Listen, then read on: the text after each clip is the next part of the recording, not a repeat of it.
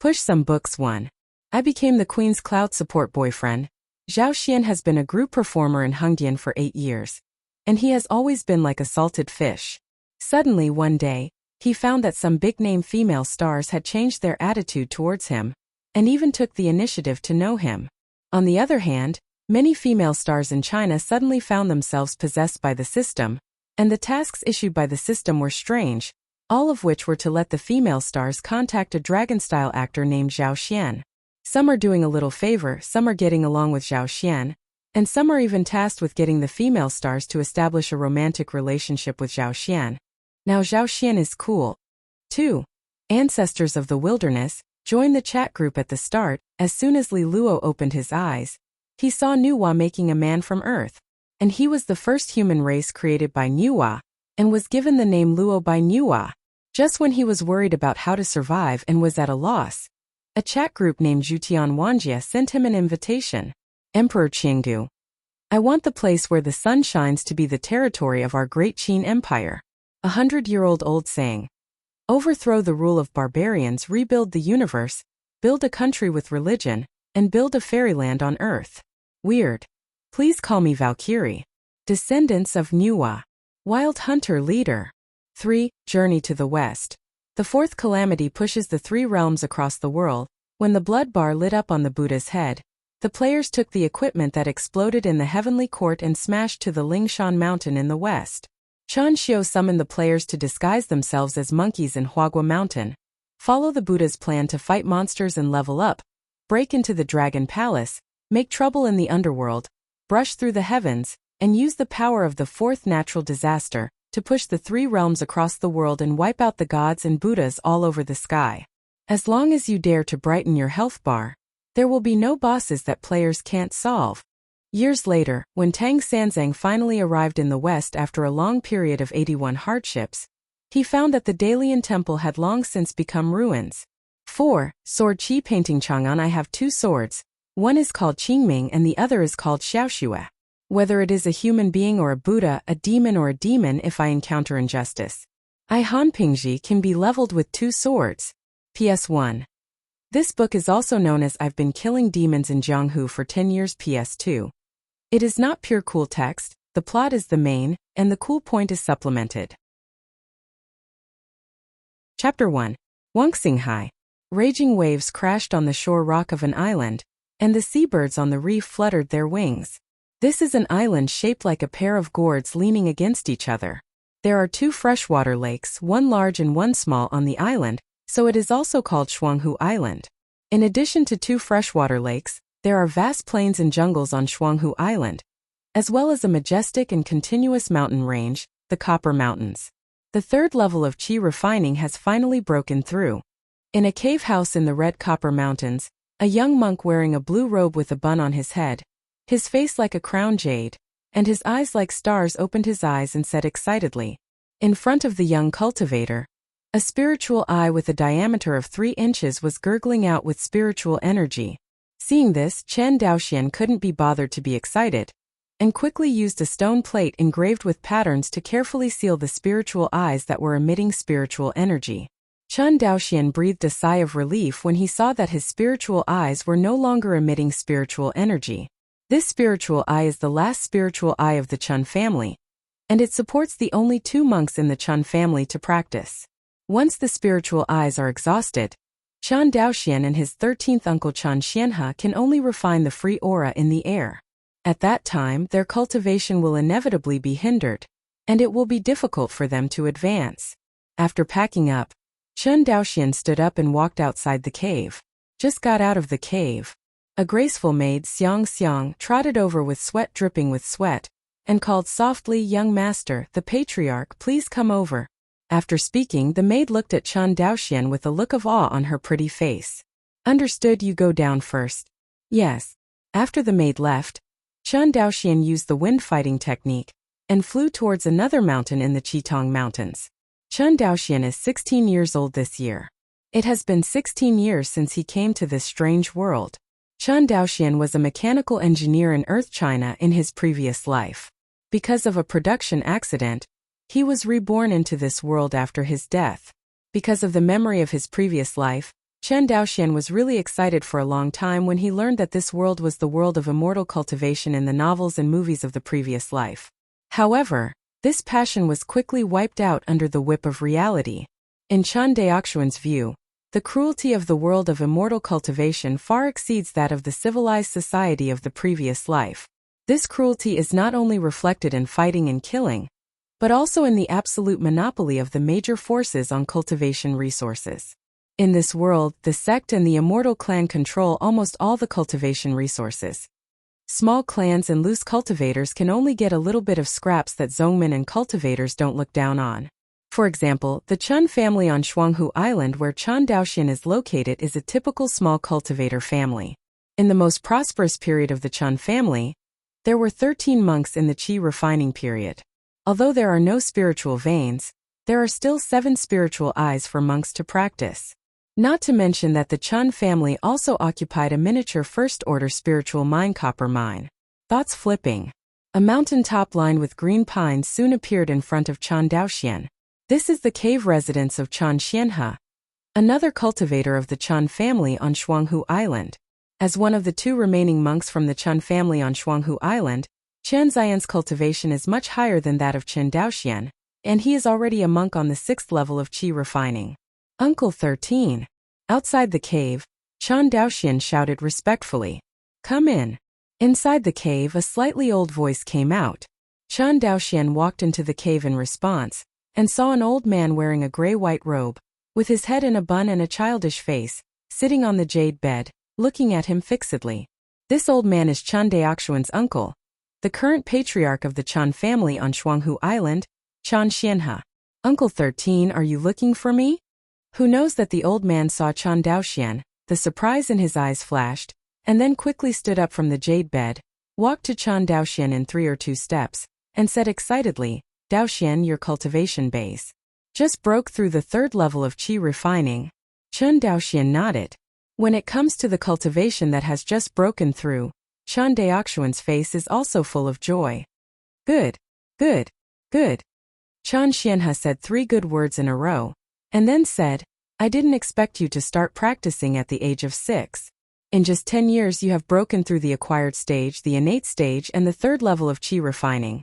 God really bless my Chen family." Speaking of this, Chen Ziyan's face turned gloomy again. "It's a pity that my Chen family is in decline. If the clan brothers and the others are still there, they will buy you a Tong Mai pill, so you won't waste 5 years in the mortal realm." In this world, whether it is a mortal without spiritual roots or a seed of cultivation with spiritual roots, all must experience the cultivation of the mortal realm. That is to say, the 2 realms of acquired and innate in Chen Ziyan's mouth. For mortals, the innate 9th level in the mortal realm is the end of their life. Without spiritual roots, mortals will never be able to refine spiritual energy and enter the fairyland. For monks, the greatest significance of the mortal realm is only to warm the body and connect the meridians of the whole body, so as to lay a solid foundation for refining the spiritual qi in the next qi refining period. Chen Daoxian practiced at the age of 6, and did not break through to the 1st level of qi refining until he was 11. Afterwards, after 5 years of cultivation, he was promoted to the 3rd level of qi refining, with an average of 2.5 years to advance to the 1st level of cultivation. To be honest, this kind of cultivation speed is nothing in the sect and the Great Immortal Clan, but in a small family like the Chen family on Shuanghu Island, it seems to be invaluable. After all, compared with the cultivators, the Chen family's cultivation resources on Shuanghu Island are extremely scarce, and even compared with the scattered cultivators, they are not much better. Dong Fuzhong. Chen Daoxian saw that his uncle Chen Xianhe looked ashamed, and quickly said with relief, "Why did the 13th uncle say this? During the monster riot in Chongping County 10 years ago, if it wasn't for your help, Daoxian would have gone to Huangquan long ago. There's no such thing as today." Hearing what Chen Daoxian said, Chen Xianhe seemed to recall the warm time when he took Chen Daoxian to teach him after he rescued him, and couldn't help showing a smile on his face. Seeing that Uncle 13's face improved, Chen Daoxian quickly changed the subject and said with a smile, "Uncle 13, you came to me for the copper mine, right?" Seeing Chen Daoxian talking about the business, Chen Ziyan's expression became serious. Although the copper ore is a micro mine, Our Chun family's ability to stand on Shuanghu Island is entirely due to this spiritual mine. It is a pity that after 300 years of mining, the output of copper ore has been declining year after year, from the peak annual output of more than 100 caddies of cuprite ore to less than 5 caddies per year. I guess that this spirit mine should be exhausted. Hearing this, Chun Daoxian couldn't help feeling heavy. The Chun family on Shuanghu Island has no spiritual veins, and the only cultivation resource they can use is this spiritual mine. It is a pity that no matter how careful it is to mine, the red copper mine is only a miniature spiritual mine after all, and it can be mined for 300 years, which is already the result of repeated savings by the Chun family on Shuanghu Island. Seeing that Chun Daoxian didn't speak, Chun Xianhe continued, since the red copper ore vein is about to be exhausted, it is better to mine with all your strength instead of being careful and saving. Uncle 13 this. Chun Daoxian was shocked when he heard the words. After all, the copper mine was the lifeline of the Chun family on Shuanghu Island. Violent mining meant that the Chun family had to give up this lifeline. For a cultivator family, this was undoubtedly a prodigal act. But the intelligent Chun Daoxian knew in his heart that the biggest reason for Uncle 13 to do this was to provide him with the resources to learn the refining tools. Looking at Uncle 13 Chun Zian's firm eyes, Chun Daoxian's mouth wriggled, and the words of refusal came to his lips, but it became, nephew obeys Uncle 13's instructions. The two discussed the details of the copper mining for a while, and Chun Daoxian bowed and retired. It was not until he reached the entrance of the cave that Chun Zian's voice came from behind Chun Daoxian. Daoxian, now that you have been promoted to the 3rd level of qi refining, the spiritual eyes of the family may not be enough to support you and me in cultivation. Leave it for you alone. This sentence sounded like a thunderbolt in Chun Daoxian's heart, causing him to stop. I saw Chun Daoxian turned around and looked at the old man with white hair sitting on the jade bed with red eyes. Go. Chun Xianhe waved his sleeves with a gratified smile on his face. Chapter 2. Walking out of the cave, Chun Daoxian was in a heavy heart. In order to support his practice, Uncle 13 did not hesitate to give up his own path. This kind of enlightenment is truly shocking. When Chun Daoxian was reborn in this world, all he heard were all kinds of insidious, cunning, plundering and killing of cultivators for their own cultivation. This kind of behavior of self-sacrifice is extremely rare in this life, even in the previous life on the earth. But thinking of Chun Zian's honest teaching to him over the years, Chun Daoxian couldn't help but feel relieved. Using Yu Fengshu, Chun Daoxian shuttled through the clouds and mists in the mountains, like a man in a fairy. Speechless all the way. About half a column of incense effort, a brown mountain top appeared in front of Chun Daoxian. Compared with the caves of Chun Daoxian and Chun Xianhe, the top of this mountain is bare like a hairless vulture, which is extremely ugly. Here is the miniature spiritual mine occupied by the Chun family on Shuanghu Island, the copper mine, and the copper mountain is also named after this spiritual mine. Approaching the mine, Chun Daoxian could see some mortals in linen shirts entering and leaving the mine, all of whom were from the Chun clan in Chongping County. On the copper mine, Chun Liangyu, who was in charge of the mine, saw Chun Daoxian flying from the sky at a glance. Without waiting for Chun Daoxian to drop, Chun Liangyu hurriedly stepped forward, bowed and said, "Congratulations to the immortal master. In this world, cultivators are the absolute ruling class." Therefore, even if Chun Daoxian was only 16 years old, Chun Liangyu would not dare to despise him in the slightest because of his age. You and I are both from the Chun clan, so there is no need to be more polite. Chun Daoxian fell down in front of Chun Liangyu and raised his hand slightly. With just one glance, Chun Daoxian could see that Chun Liangyi's cultivation had improved, breaking through from the 6th layer of the innate to the 7th layer of the innate. Although Chun Daoxian only routinely visits the copper mine once a year, he is still somewhat impressed by Chun Liangyu, the mine manager. It's just that, in the eyes of the monks, there is not much difference whether it is the 6th floor or the 7th floor. Innate stage and qi refining stage, the two are not the same level at all. After a pause, Chun Daoxian smiled and said, "I'm here to check the copper mine production this year." Hearing this, Chun Liangyi's vicissitudes face full of smiles suddenly collapsed. He cautiously said, "Master Immortal Master, this year's red copper mine production has dropped again, only 3 kilograms. Sure enough, hearing this, Chun Daoxian frowned slightly. The situation was even worse than Chen Xianhe had predicted. This copper mine might have been exhausted. Even if you don't care about mining with all your strength, you probably won't be able to squeeze much inventory. Thinking of this, Chen Daoxian took a deep breath. Let's go, show me. Master Immortal, please come here. Chen Liangyu bowed and made a gesture of please, and Chen Daoxian walked towards the attic where the ore was stored. In the copper mine, except for the 3 mines on the mine, the miners and stewards usually live in temporary wooden houses. Among these simple wooden houses, there is a 3-story attic that stands out from the crowd. It is a storeroom established for temporary storage of copper ore. Usually Chen Liangyu lives in this attic, nominally to ensure the safety of the copper ore. In fact, he didn't want to be crowded with the miners in the smelly makeshift shed. Of course, the conditions of the red copper mine are so difficult, the Chen clan is still willing to come here to work, not relying on the pressure of the immortal masters, but the generous rewards offered by the family. The family stipulates that anyone who is willing to take the initiative to mine the copper mine can be exempted from the family's tax for 1 year, after serving only 3 months. And working in the copper mine, you can get 1 tael of silver per month. Such generous remuneration makes the work of miners in the copper mine a sweet and well-paid job in the eyes of the Chen clan on Shuanghu Island. If you have to make an analogy between this position and the previous life, it is probably a state-owned enterprise. Walking to the attic where the copper ore was stored, Chen Liangyu quickly took out the key to open the bronze lock on the door, and then led Chen Daoxian into the attic. Turning left and right, about half a cup of tea, Chen Liangyu handed a delicate wooden box into Chen Daoxian's hands. When he was done, he handed over his hands. Master Immortal, all the copper ore mined from last year to now are all in this box. Chen Daoxian nodded non-committally, waved his hand gently, and was full of anger. Clap! The wooden box opened in response, and I saw 3 large and small 4 pieces of red ore lying quietly in the wooden box. Different from ordinary copper ore, there is an inexplicable energy circulating on this red ore. Not to mention monks, even mortals can see the strangeness of these ores. Aura. This is also the biggest difference between spirit ore and ordinary ore. Generally speaking, the grades of spirit mines are divided by the amount of aura they contain.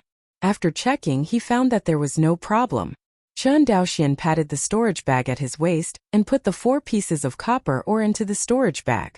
Seeing this, Chen Liangyu breathed a sigh of relief. Seeing his expression, Chen Daoxian smiled slightly, and then described Uncle 13's instructions in detail to the person in charge of the copper mine in front of him. What? The patriarch wants to fully exploit the red copper veins? Hearing this order from the patriarch, Chen Liangyu was very surprised. But in the identity of Chen Daoxian, it is absolutely impossible to falsely pass the order of the patriarch, that is to say, the patriarch really intends to give up the copper mine. Also, the earnings of the copper mine are not as good as the year, and it is clear that the vein has been depleted. Instead of such a half-dead mining, it is better to increase the mining intensity, dig the entire lode upside down, and fully exploit all the deposits. Thinking of this, Chen Liangyu raised his head. Master Xianshi, if the copper ore is fully exploited, we may not have enough manpower alone, and the cost of mining will also increase greatly. Chen Daoxian didn't care about the expenses mentioned by Chen Liangyu. It's just about spending some silver taels. Silver taels are still valuable in the eyes of mortals, but for monks, they are not much different from scrap iron. Don't worry, I will instruct the magistrate of Chongping County to cooperate with you in this matter, and let you know in advance, just to give you a psychological preparation. Hearing this, Chen Liangyu hurriedly bowed his head. Although it should be said, Chen Liangyi's mood is still very bad. To fully exploit the copper ore not only means that the family has given up this spiritual mine, but also means that he is the head of the copper ore mine. You know, all along, Chen Liangyu, by virtue of his status as the head of the copper mine, has almost equaled the magistrate of Chongping County in his position within the clan. It can be said that, in addition to the high-ranking immortal masters in the family, in terms of status, he will be Chen Liangyu. As the head of the copper mine, Chen Liangyu controls the mining and personnel of the mine. In addition, he can see the immortal master in the family almost every year, and can get in close contact with the immortal master. Such a beautiful difference, who wants to give up? But giving up the copper mine was the order of the patriarch, and it was something that a mere 7th-level clan could object to. Chapter 3.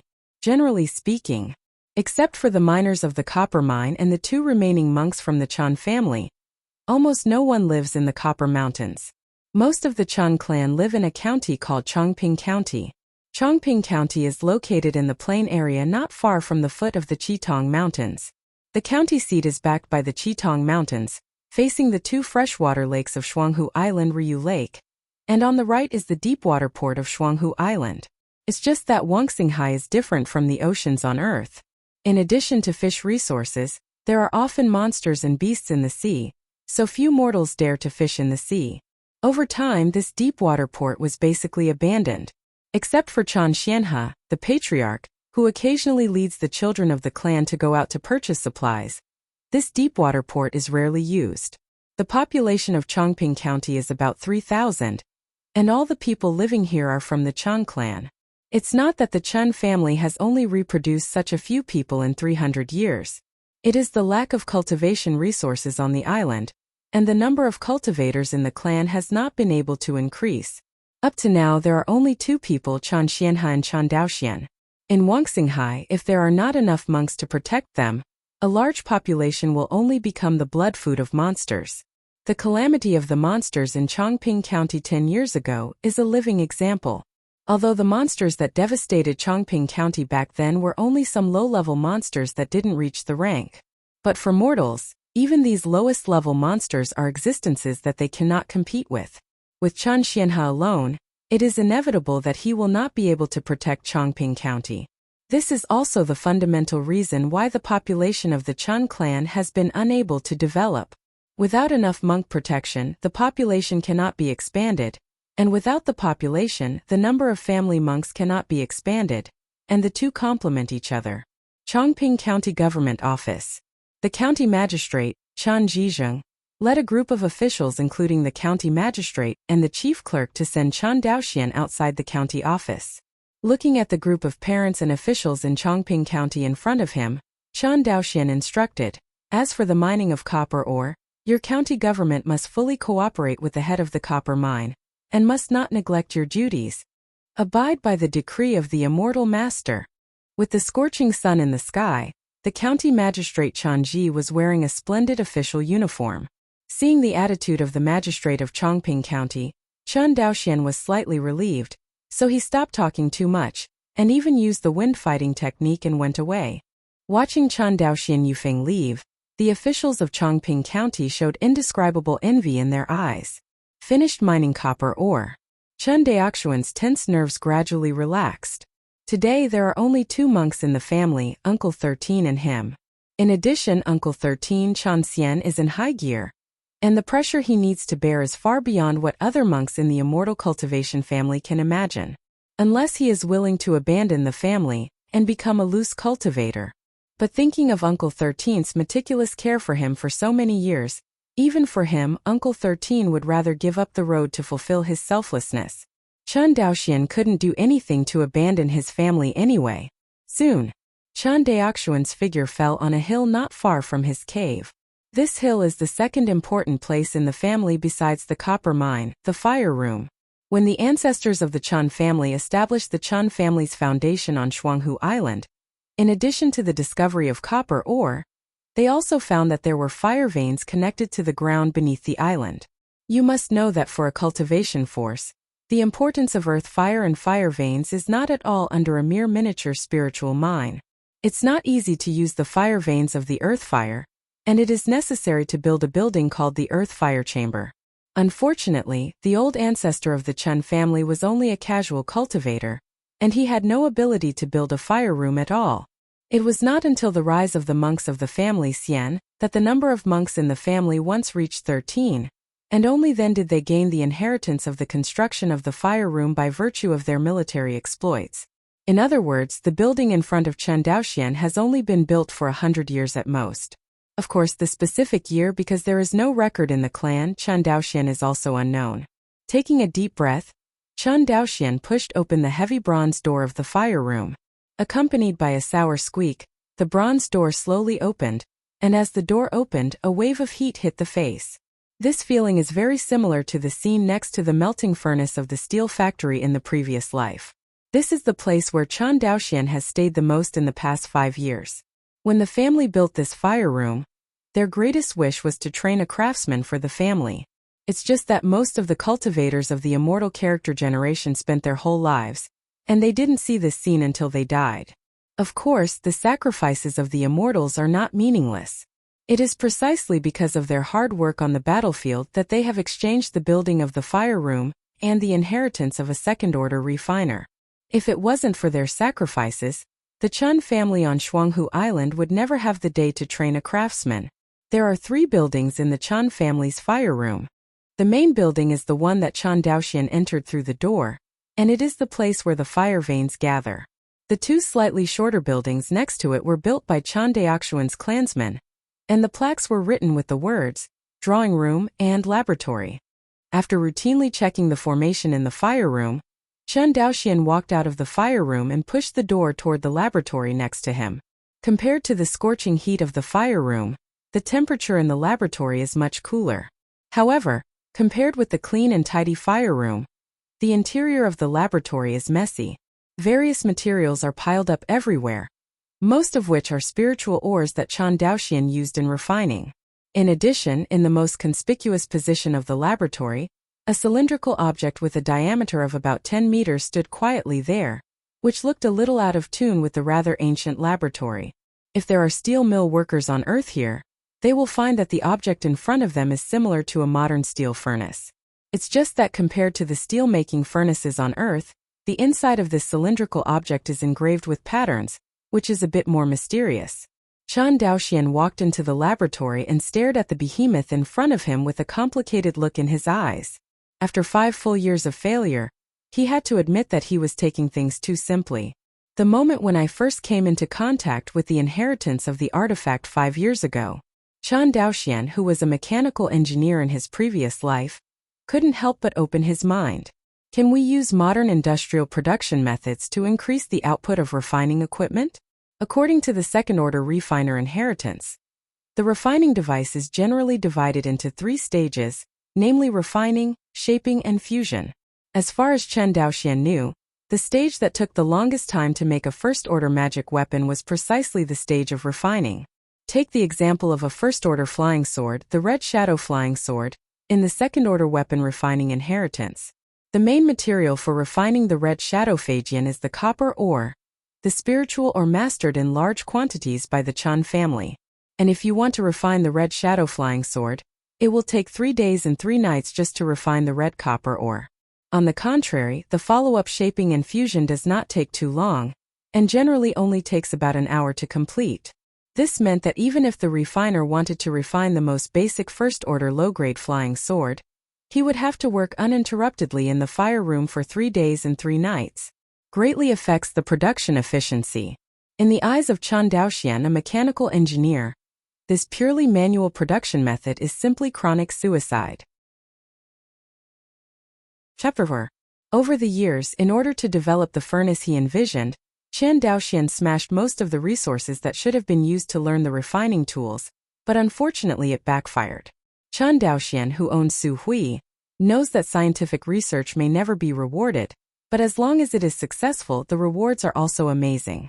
Fortunately, with the help of the Hongmeng Enlightenment Classic, the speed of my learning of refining is far beyond the imagination of outsiders. Chen Daoxian muttered. The Hongmeng Enlightenment Classic, in his mouth, was discovered in his own sea of consciousness, when he broke through to the Qi refining stage 5 years ago, and opened up the sea of consciousness. Then, it roamed quietly in the center of Chen Daoxian's sea of consciousness. Mysterious, peaceful, with a touch of golden light.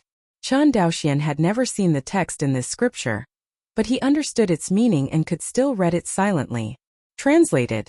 The name of this sutra is called Hongmeng Enlightenment Classic. This scripture is not long. Chen Daoxian finished reading it silently, which just took a stick of incense.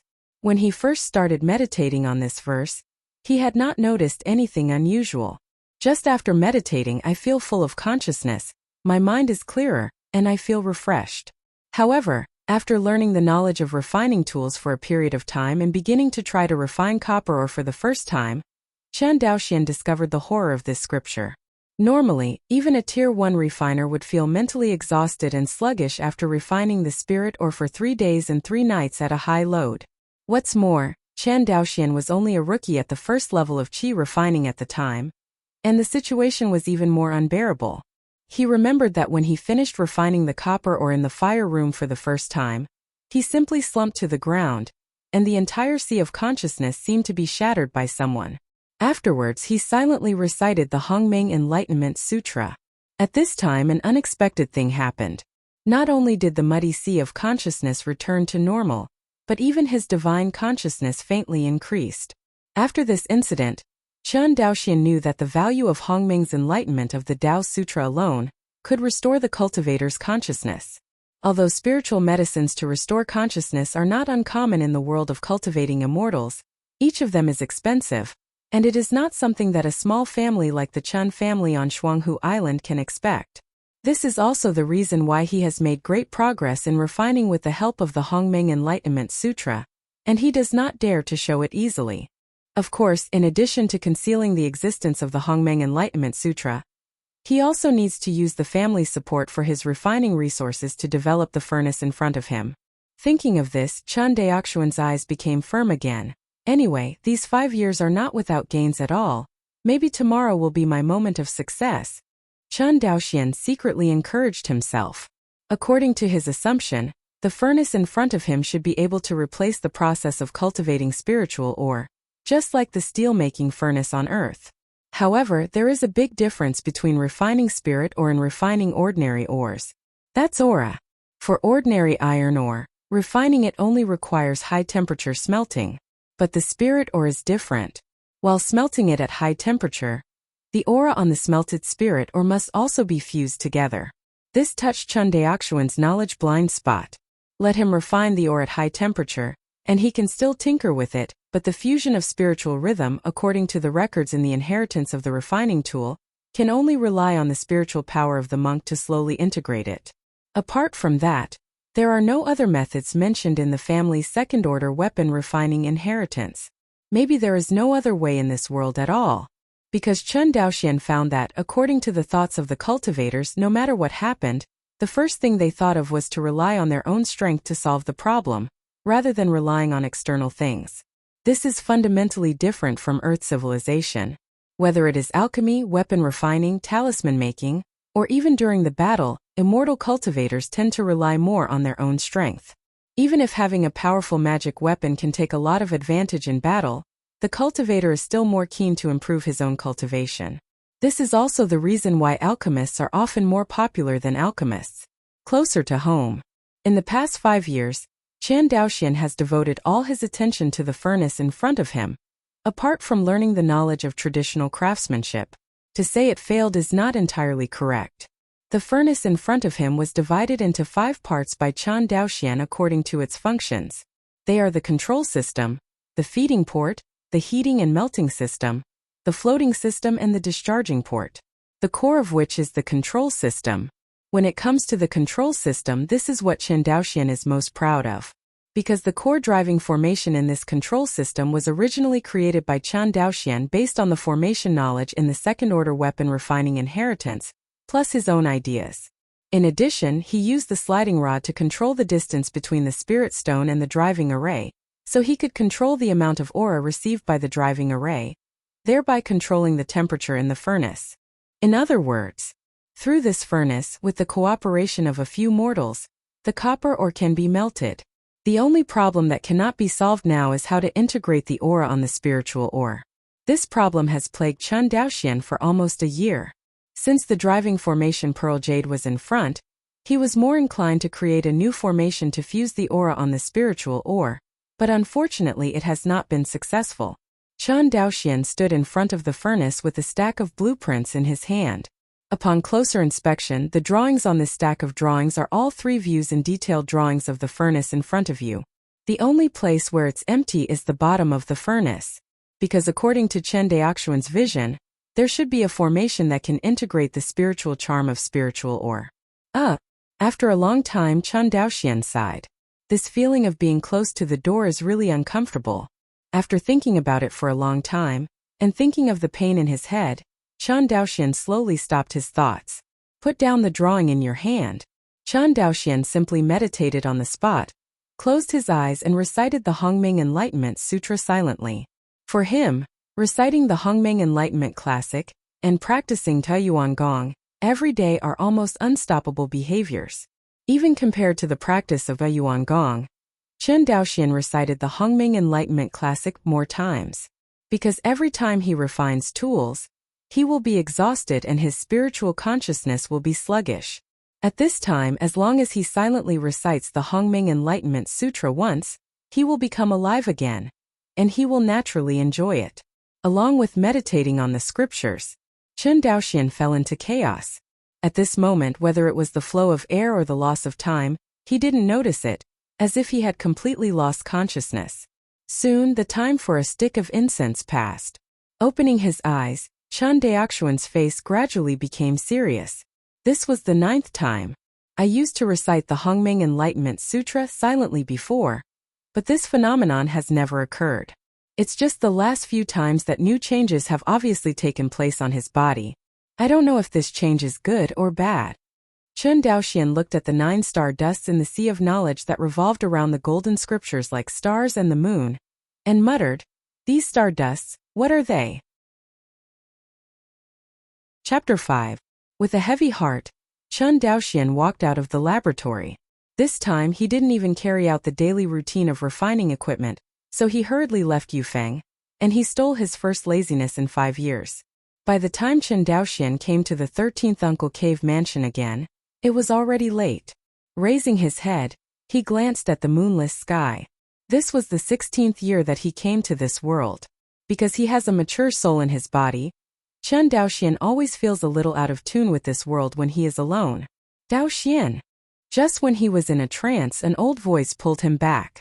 After returning to his senses, Chen Daoxian found that the 13th Uncle Chen Xianhe was standing in front of him, looking at him with concern. Uncle 13. Chen Daoxian hurriedly bowed and saluted. Chen Xianhe stepped forward, patted his shoulder lightly, and pointedly said, "Son, I'm sorry for you." Chen Daoxian was silent. After a long while, he took out 3 large and 1 small 4 pieces of copper ore from the storage bag. Uncle 13, this is the ore taken from the copper mine today. As you expected, the copper ore production has dropped again.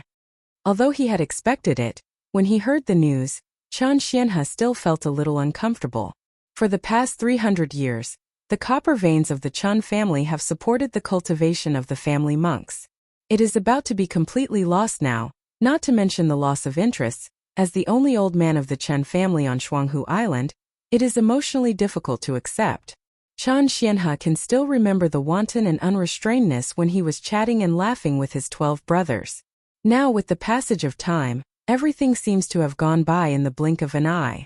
The clan brothers died on the battlefield, but he, the youngest clan brother, had to shoulder the heavy responsibility of the family. Chen Daoxian didn't have much affection for the copper ore. In his eyes, the copper ore was just a vein of spiritual ore, nothing more. Chen Xianhe glanced at the copper ore that Chen Daoxian handed over, shook his head and said, "You should keep these copper ore for refining and learning." "Yes, Uncle 13. Chen Daoxian bowed to answer the order. "By the way, how is your progress in learning the refining tool now?"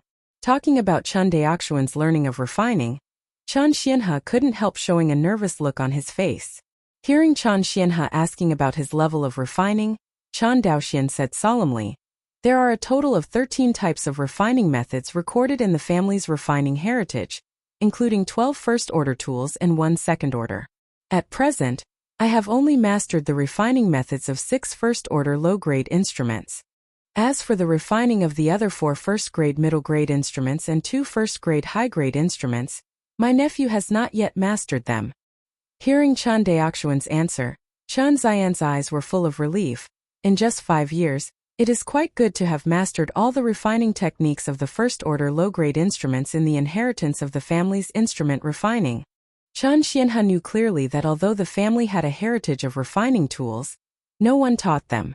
Chen Daoxian's learning of refining tools is entirely by himself. and Chen Xianhe has a deep understanding of the degree of difficulty.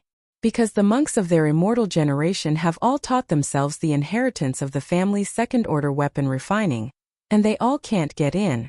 The way of refining tools is inherently difficult. In addition to consuming a lot of resources, it also requires someone to teach them to go more smoothly on this road. This is also the reason why there are almost no alchemists and alchemists in the loose cultivation. Just one piece of artifact refining inheritance will keep everyone out of the door, let alone the various resources expended in learning the artifact. Seeing Chen Xian's satisfied look, Chen Daoxian was embarrassed. Because he just lied. In fact, he not only mastered the refining of 6 first-order low-grade magic tools, but also the 13 kinds of magic tools in the family's inheritance of refining tools. He only did not master the refining method of second-order magic tools. In addition, Chen Daoxian has mastered the refining of all the first-order magic tools in the inheritance of the refining tools. To be precise, the current Chen Daoxian is already a first-order high-grade refiner. It's not that he is clumsy, but the news is too shocking. The cultivation base is only 3 levels of qi refining, but the level of refining has reached a level that many senior first-order refiners of the 9th level of qi refining cannot reach, and they rely entirely on self-study. This is no longer a genius but a demon. Of course, due to his cultivation, although Chen Daoxian has mastered the refining method of first-order high-grade instruments, his success rate is still too low to successfully refine them. The reason is that the first-order high-grade magic tools need to be refined with more first-order spiritual ores, and the refining time is longer. With Chen Daoxian's infuriating energy and spiritual awareness, it is difficult to support it to the end. As for the subsequent shaping and fusion, it is not too difficult for him. He has studied artifact refining for 5 years, and it is only occasionally that he succeeds in refining a first-order high-grade artifact. With his cultivation base, there is no pressure to refine first-order low-grade instruments, but it is a bit reluctant to refine first-order middle-grade instruments, and refining first-order high-grade instruments is entirely a matter of luck. It's not that his level of refining is not enough, but that his cultivation is not enough and his true qi and consciousness are not enough. This is also the reason why Chen Daoxian is so eager to develop a spirit or furnace. With the help of this kind of furnace, he can save the consumption of infuriating energy and spiritual consciousness in the stage of refining materials, allowing him to deal with the shaping and fusion of magical instruments more easily. At that time, let alone a first-order high-grade magic tool, it is a second-order magic tool, and Chen Daoxian is not unable to try it. The embarrassed look on Chen Daoxian's face flashed, and he quickly adjusted his attitude and said sincerely, "My nephew does not dare to take credit. If it weren't for the strong support of the family over the years, my level of refining would not have improved so fast." On this point, Chen Daoxian did not talk nonsense. In the past 5 years, if the various spirit minerals invested by the Chen family on Shuanghu Island were converted into spirit stones, there would be at least 5,000 spirit stones. Such a huge amount of wealth, not to mention a loose cultivator, even an ordinary cultivator family can't get it. In addition to the accumulation of 300 years, the Chen family of Shuanghu Island still relies on the wealth accumulated by the monks of the immortal generation on the battlefield. Even so, Chen Daoxian's learning of refining tools still brought heavy pressure to the family, so that the patriarch Chen Xianhe had to consider giving up the copper mine and fully cultivate Chen Daoxian. Hearing Chen Daoxian's words, Chen Xianhe nodded with a smile. "Don't take credit and don't be arrogant, very good." With that said, Chen Xianhe changed his words, "Daoxian, you know that our family is poor, so you must cherish the opportunity that the family gives you to learn to refine. Remember nephew, then." Chen Daoxian reported to Chen Xianhe about the full-scale mining of copper ore, and Yufeng left. Watching Chen Daoxian leave, Chen Xianhe paced back to his cave. As the current patriarch of the Chen family, although the spiritual eyes in Chen Xian's cave mansion are exhausted, in terms of size and style, it far exceeds Chen Daoxian's cave mansion.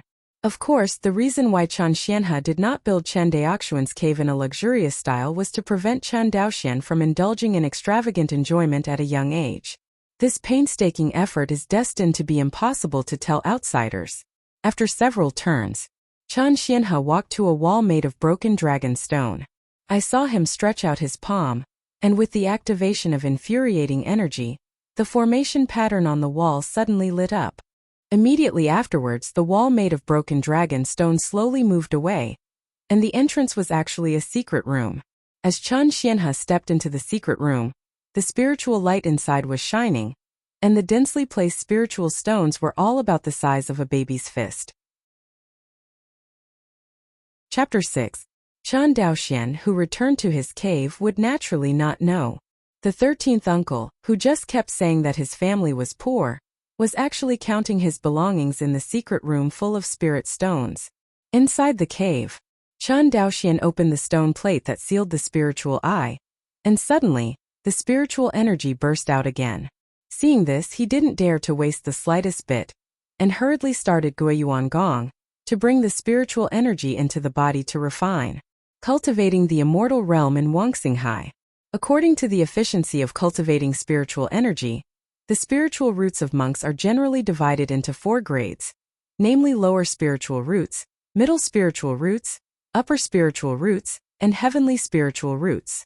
Normally, the lower spiritual root cultivator absorbs a lot of spiritual energy into the body, often only refining 1 point, and the efficiency is very low.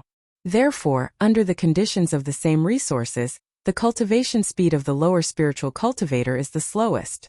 The efficiency of cultivating spiritual energy is much higher for the cultivator of the middle spiritual root, which is generally twice that of the cultivator of the lower spiritual root. The speed at which the cultivator of the spiritual roots refines the spiritual energy will be doubled again, and the very spiritual energy can be refined by 4 points. The most terrifying thing is the heavenly spiritual root cultivator. The spiritual energy absorbed into the body can be completely refined. With the same resources, the cultivation speed is 10 times that of the lower spiritual roots cultivator. As for Chen Daoxian, he also didn't know what level of spiritual roots he had. Because the Chen family on Shuanghu Island did not have a magic tool to detect spiritual roots, the family cultivators could only vaguely judge their spiritual root level based on the speed at which they refined spiritual energy. In addition, there is no accurate reference standard. Whether this judgment is right or not can only be a matter of opinion. According to the patriarch Chen Xianhe, the spiritual root he possesses is the lower spiritual root. Because of this, the patriarch began to practice cultivation at the age of 10, and it took 80 years to reach the 6th level of qi refining. It is true that Chen Xian's cultivation is so slow, and there is a factor of insufficient family cultivation resources, but the main reason is that his own cultivation aptitude is really poor. And Chen Daoxian's cultivation speed is much faster. In just 5 years, he has broken through all the way to the 3rd level of qi refining. At this speed, he would be able to catch up with Chen Xian's 6th level qi refining in a maximum of 10 years. Compared with Chen Xian's 80 years of cultivation, he reached the 6th level of qi refining, and his cultivation speed was more than 4 times faster. That is to say, if Chen Xian's spiritual root level is a lower spiritual root, then Chen Daoxian is at least an upper spiritual root. In addition to the 1 in million cultivator, Chen Daoxian's spiritual root level is already the top. This is to say that he was born in a small family such as the Chen family on Shuanghu Island, and was replaced by a large family of cultivators, such as Chen Daoxian, who has long been given the best treatment for training. Not to mention that he still has a terrifying talent for refining. The next morning, Chen Daoxian, who had been practicing all night, refined the last breath of spiritual energy, and felt the infuriating energy in his dantian gradually consolidating, and his face couldn't help showing a satisfied look. He just broke through the 3rd level of qi refining, and after only 1 night of cultivation, he consolidated the vein true qi. He was very satisfied with this progress. This speed. In 3 years at most, he can break through the 4th level of qi refining and become a mid-level qi refining cultivator. Breaking through the 4th level of qi refining increases the strength of a cultivator much more than breaking through the 3rd level of qi refining. According to the records of Guiyuan Gong, a cultivator's true qi can increase by at least 50% from the initial stage of qi refining to the middle stage of qi refining, far exceeding the increase of 20% when breaking through the 3rd level of qi refining. After finishing the practice, Chen Daoxian sealed the spiritual eye in the cave with a stone plate again, so that the spiritual energy no longer overflowed. After doing all this, he couldn't help falling into a deep groan. As usual, every morning after finishing his cultivation, He would recite the Hongmeng Enlightenment Sutra silently. But now, his consciousness sank, and he fell into contemplation as he looked at the 9 stardust revolving around the golden scriptures in the sea of knowledge. To be honest, he was a little unsure whether he should continue to recite the Hongmeng Enlightenment scripture silently. The 9 stardust in the sea of knowledge appeared after he silently recited the Hongmeng Enlightenment classic for 9 consecutive days. Today is the 10th day, and he continues to meditate on the scriptures, and he does not know what changes will happen. But Hongmeng Enlightenment Classic is Chen Daoxuan's biggest trump card, and it is obviously impossible for him to give up. Forget it, it's a blessing, not a disaster. It's a disaster that can't be avoided. Since I can't let go of this opportunity, I must be mentally prepared to be attacked by this opportunity. Thinking of this, Chen Daoxuan's eyes became firm again. Next, close your eyes and recite the Hongmeng Enlightenment Sutra silently. Soon a wave of Tao rhyme circulated in Chen Daoxuan's sea of consciousness, and then he fell into chaos and lost consciousness. Only his mouth was still instinctively reciting the Hongmeng Enlightenment classic. The time for a stick of incense is fleeting. When Chen Daoxian opened his eyes again, he found that there was another stardust in his sea of consciousness. The 10th one. Chen Daoxian pondered, it's just. He frowned. This time it seems a little different. Chen Daoxian found that the 10 stardusts revolving around the golden scriptures in the sea of consciousness seemed to be attracting each other this time. If it wasn't for Chen Daoxuan's deliberate control, these 10 stardusts would have aggregated into one. Want to be one? Chen Daoxian murmured, and then his eyes were firm. Then it will fulfill you. Thinking of this, Chen Daoxian no longer controlled stardust and let them collide together. Boom! When the 10 stardust collided together, Chen Daoxuan's consciousness was blank at first, then he felt that his consciousness was constantly rising, and finally, his consciousness seemed to be in the scene of the Big Bang of the universe. This is deep in the sea of knowledge. The countless knowledge he had learned came to him like a tide. Among these knowledge, there were knowledge that he had learned in the past life but had already been vaguely impressed, and there was also the knowledge that he had studied hard in this life and impressed him. For example, the main practice method Yuan that he practices every day. Chen Daoxuan's consciousness lightly clicked on the Guyuan Gong exercise. In an instant, a lot of insights about Guyuan Gong came to my mind. It turns out that Guyuan Gong should be cultivated in this way. No wonder I used to practice and I always felt that something was wrong. It turned out that this kind of cultivation can absorb the spiritual energy to a greater extent. In just a split second, he discovered a problem he had never realized before. It turns out that I can still practice like this. What is going on? Why do I feel like I've become so much smarter all of a sudden? This feeling is like a legendary epiphany. That's right, epiphany. He remembered a cultivation phenomenon recorded in the ancient family books Epiphany. It's just that the opportunity of epiphany only exists in legends. Most cultivators will never encounter an epiphany in their entire life. But what's going on now? When 10 stardust collided together, he had an epiphany. After thinking about all this, Chen Daoxian couldn't help but be stunned by this shocking opportunity. Chapter 7 Correct. Spirit or Furnace. Chen Daoxian immediately remembered the problem that bothered him the most, which was the spirit fusion formation on the spirit or furnace. Because he had created a brand new formation method before the driving formation method, Chen Daoxian felt that he had a high talent in the formation method. Therefore, he wants to continue to create new formations to solve the problem of aura fusion in the process of refining spirit or. But after thinking hard for a year, there is still not much clue. In the sea of consciousness space, Chen Daoxian looked at the dense group of lights floating in front of him. Each of these light groups represents the knowledge he has learned, some of which are profound and some of them simple. It is manifested in the sea of consciousness, that is, the size and brightness of the light clusters are different. For example, he just opened the light group representing the Guiyuan Gong exercise, which records all his insights and processes of practicing Guiyuan Gong in the past 5 years. Therefore, this light group is also the brightest and largest of all light groups. Besides, the second largest light group is the knowledge of refining tools. Chen Daoxian quickly opened it. Sure enough, the refining methods of the 12 first-order magical tools, and the insights during refining are all recorded in this light group.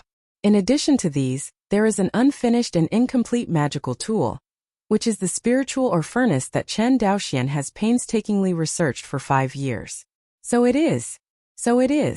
Chen Daoxian's consciousness fluctuated violently, and bursts of joy and satisfaction flooded into his heart.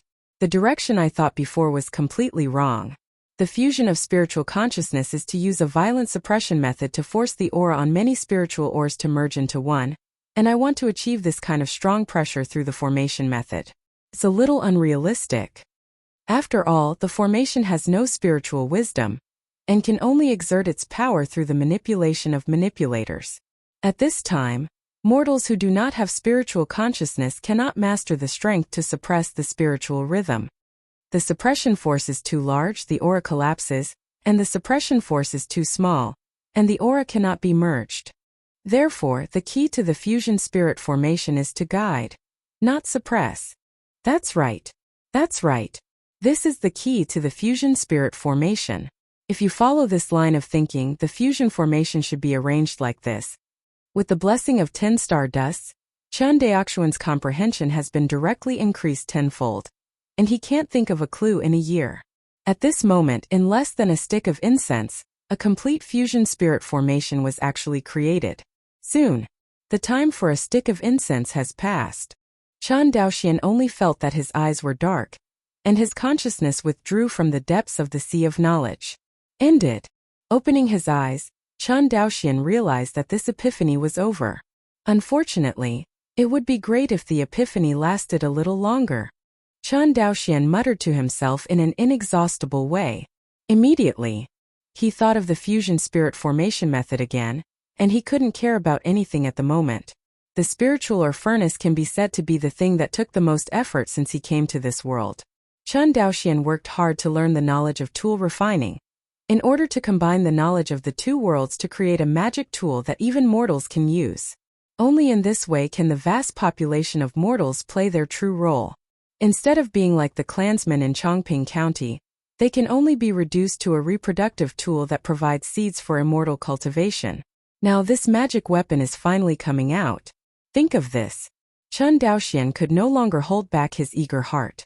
When he even used the wind control technique, he flew directly from the cave to the top of the fire room. In a hurry, Chen Daoxian's speed in the wind was 2 or 3 points faster than usual.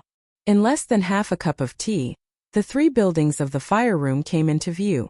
Chen Daoxian lowered his body and pushed open the door of the laboratory. Seeing the huge silver-white metal furnace placed in the center of the laboratory, I fell into contemplation. According to the spirit or furnace refining method he just realized, the furnace in front of him is obviously a failure. In fact, according to the description of the magic tool in the family's inheritance of the refining tool, it can also judge the failure of this furnace.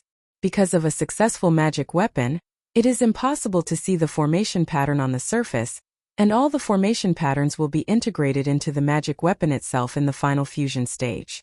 However, the surface of the furnace in front of him was covered with patterns.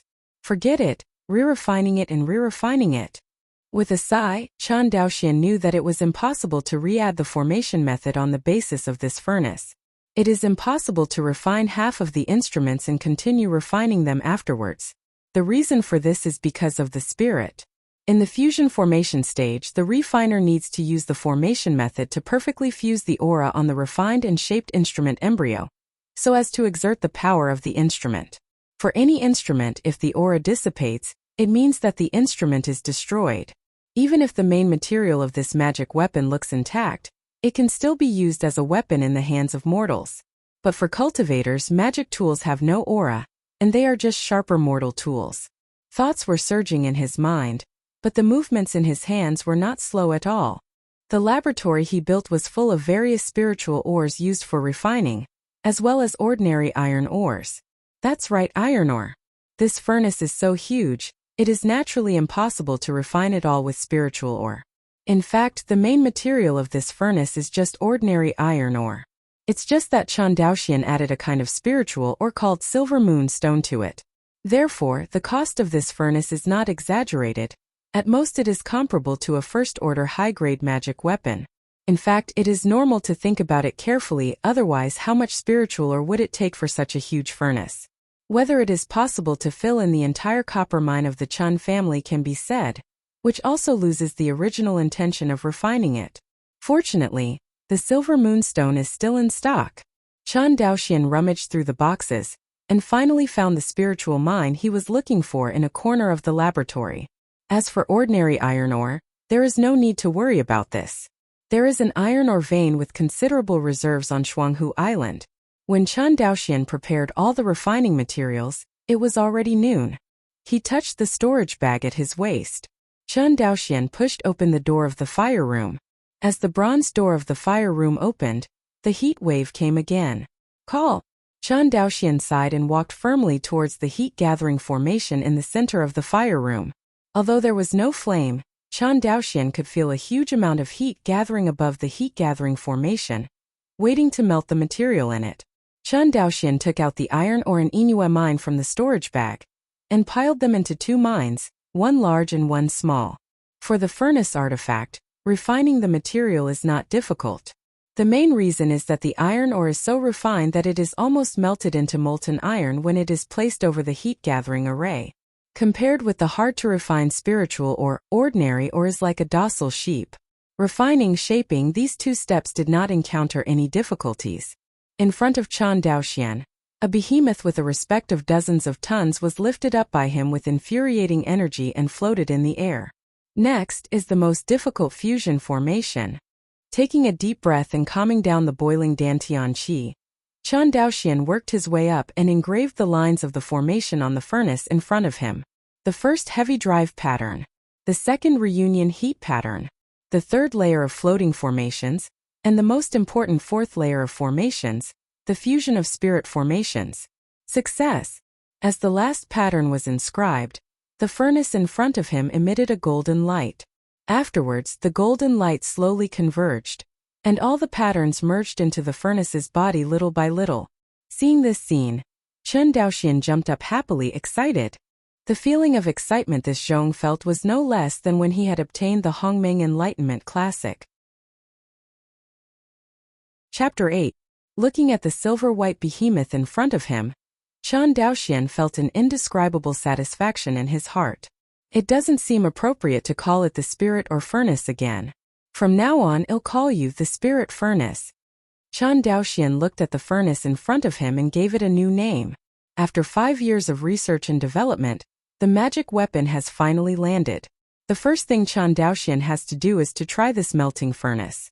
He wanted to see if this spirit melting furnace was as he imagined, without consuming infuriating energy and divine sense, and just manually manipulating the two levers on the control system to control this magical instrument. Thinking of this, Chan Daoxian couldn't wait even more. He hurriedly took out 2 pieces of copper ore from the storage bag, and threw them in through the feeding port of the Rongling furnace. This time Chan Daoxian did not use the slightest bit of infuriating energy, he did it manually. I saw him gently move the second lever of the Rongling furnace console. As Chan Daoxian manipulated the operation lever, the driving formation slowly ran under the control of the spirit stone, driving the floating formation on the Rongling furnace. Play a role. After the 2 pieces of copper ore entered the Rongling furnace from the feeding port, they were controlled by the floating array and hovered in the center of the furnace. The first step is complete. Seeing that the Rongling furnace was running as he imagined, Chan Daoxian was greatly encouraged. Next, it is to heat and smelt the spirit ore. He continued to operate the first operating lever, and by controlling the distance between the spiritual stone and the driving array, he controlled the input of spiritual energy, thereby controlling the operation of the heat-gathering array. I saw Chan Daoxian slowly push the operating lever, and under the action of the heat-gathering array, the temperature inside the melting furnace rose sharply. Soon, it reached the temperature that Chan Daoxian's heat-gathering formation could reach when he normally refines his utensils. This is the end? Seeing the Rongling furnace running quietly, Chan Daoxian felt an unprecedented ease. It feels like watching the production of automated machines in previous lives. Of course, Chan Daoxian knew in his heart that the real test had not yet come. The most difficult problem for the Rongling stove is the fusion of aura. Although the Rongling formation on the Rongling stove was his epiphany, He could not guarantee whether it would work or not. With the passage of time, even the red copper ore could not withstand the uninterrupted high temperature smelting in the Rongling furnace. For hours later, the 2 copper ore finally melted. Seeing this scene, Chen Daoxian couldn't help but cheer up. He knew that the most critical time had come. Under the observation of consciousness, Chen Daoxian found that in the melting furnace, the 2 red liquid groups slowly merged into one under the action of the floating array. Not only that, the aura on the 2 liquid groups is actually slowly merging. This is not that he is using his divine sense to suppress and fuse the aura. In fact, his divine sense has not touched the aura on the copper ore, let alone suppressing the fusion of the 2, except for observing in the furnace. Obviously, this is the effect of the fusion spirit formation. Wuxia at the moment when the aura merged, a burst of white light emerged from the top of the Rongling furnace, and this burst of white light was accompanied by a rapid roar. This sound is somewhat like the sound of high-pressure water vapor in the previous life.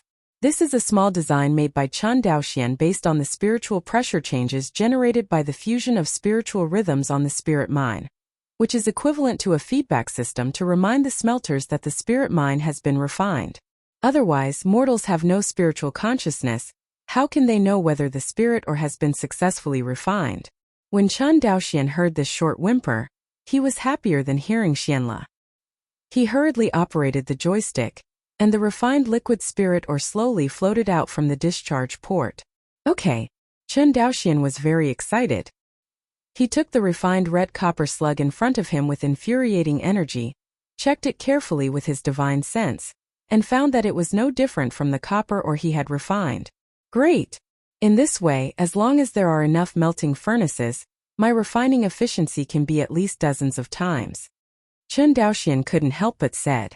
Taking the refining of the red shadow flying sword as an example, Chen Daoxian originally needed to refine the materials for 3 days and 3 nights, but now he only needs to complete the shaping and fusion of the magic weapon.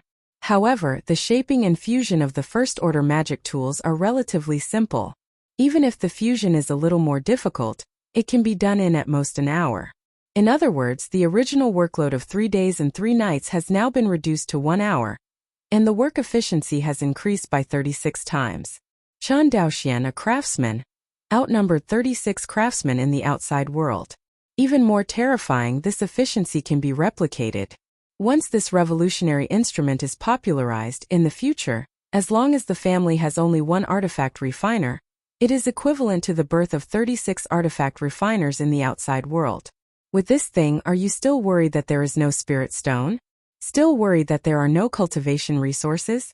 At this moment, Chen Daoxian felt an unprecedented ease. Once the family declined and the monks in the family withered, it was like a mountain pressing down on his heart, making him dare not relax for a moment. But at this moment he finally cleared the clouds and saw the sky, and all the pressure was gone from him. However, in order for the melting furnace to function, the ground fire chamber connected to the fire veins of the ground fire is essential, otherwise the heat-gathering array will not be able to function.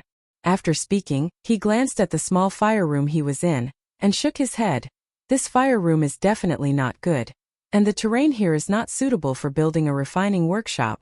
After thinking about it carefully, he still felt that Chongping County was in a good location. Chongping County is located in the plain area and has a broad space for development. Even if you want to expand the refining workshop in the future, it is only a matter of words. But the premise of all this is that you need money. But Chen Daoxian knew that the family no longer had much money. Over the years, in order to support him in learning to forge, the family has invested at least 5,000 spirit stones. 5,000 spirit stones are a huge fortune even for a foundation establishment cultivator. At least scattered cultivators, few people can come up with so many spirit stones. However, without relying on the family, who can Chen Daoxian rely on? Although it has been 16 years since he came to this world, he has never been out of Shuanghu Island once when he has grown so big. For so many years, in addition to cultivating, he basically learned to refine tools. Uncle 13 rarely bothered him about family affairs. For the Chen family on Shuanghu Island, Chen Daoxian's ability to become an artifact refiner is the greatest reward for the family. Contemplation for a long time, Chen Daoxian finally decided to use the power of the family. Even if he really couldn't get help, at least he could let Uncle 13 help him come up with ideas. After all, compared with a rookie like Chen Daoxian in the cultivation world, Chen Xianhe, who had participated in the War of Monks and had worked in the Wuxia immortal cultivation realm, and even the Xianyunsu immortal cultivation realm, was much more experienced than him. Just do it. Chen Daoxian quickly put down the melting furnace and flew towards the cave house of the patriarch Chen Xianhe. Chen Xianhe cave house. Now, after checking the family secret, Chen Xianhe was holding a cup of tea, humming a little song, and lying comfortably on the chair to bask in the sun. Suddenly, Chen Xianhe sneezed fiercely and sat up from the chair with a blank face. Chapter 9. Copper Mountains. Fire Room.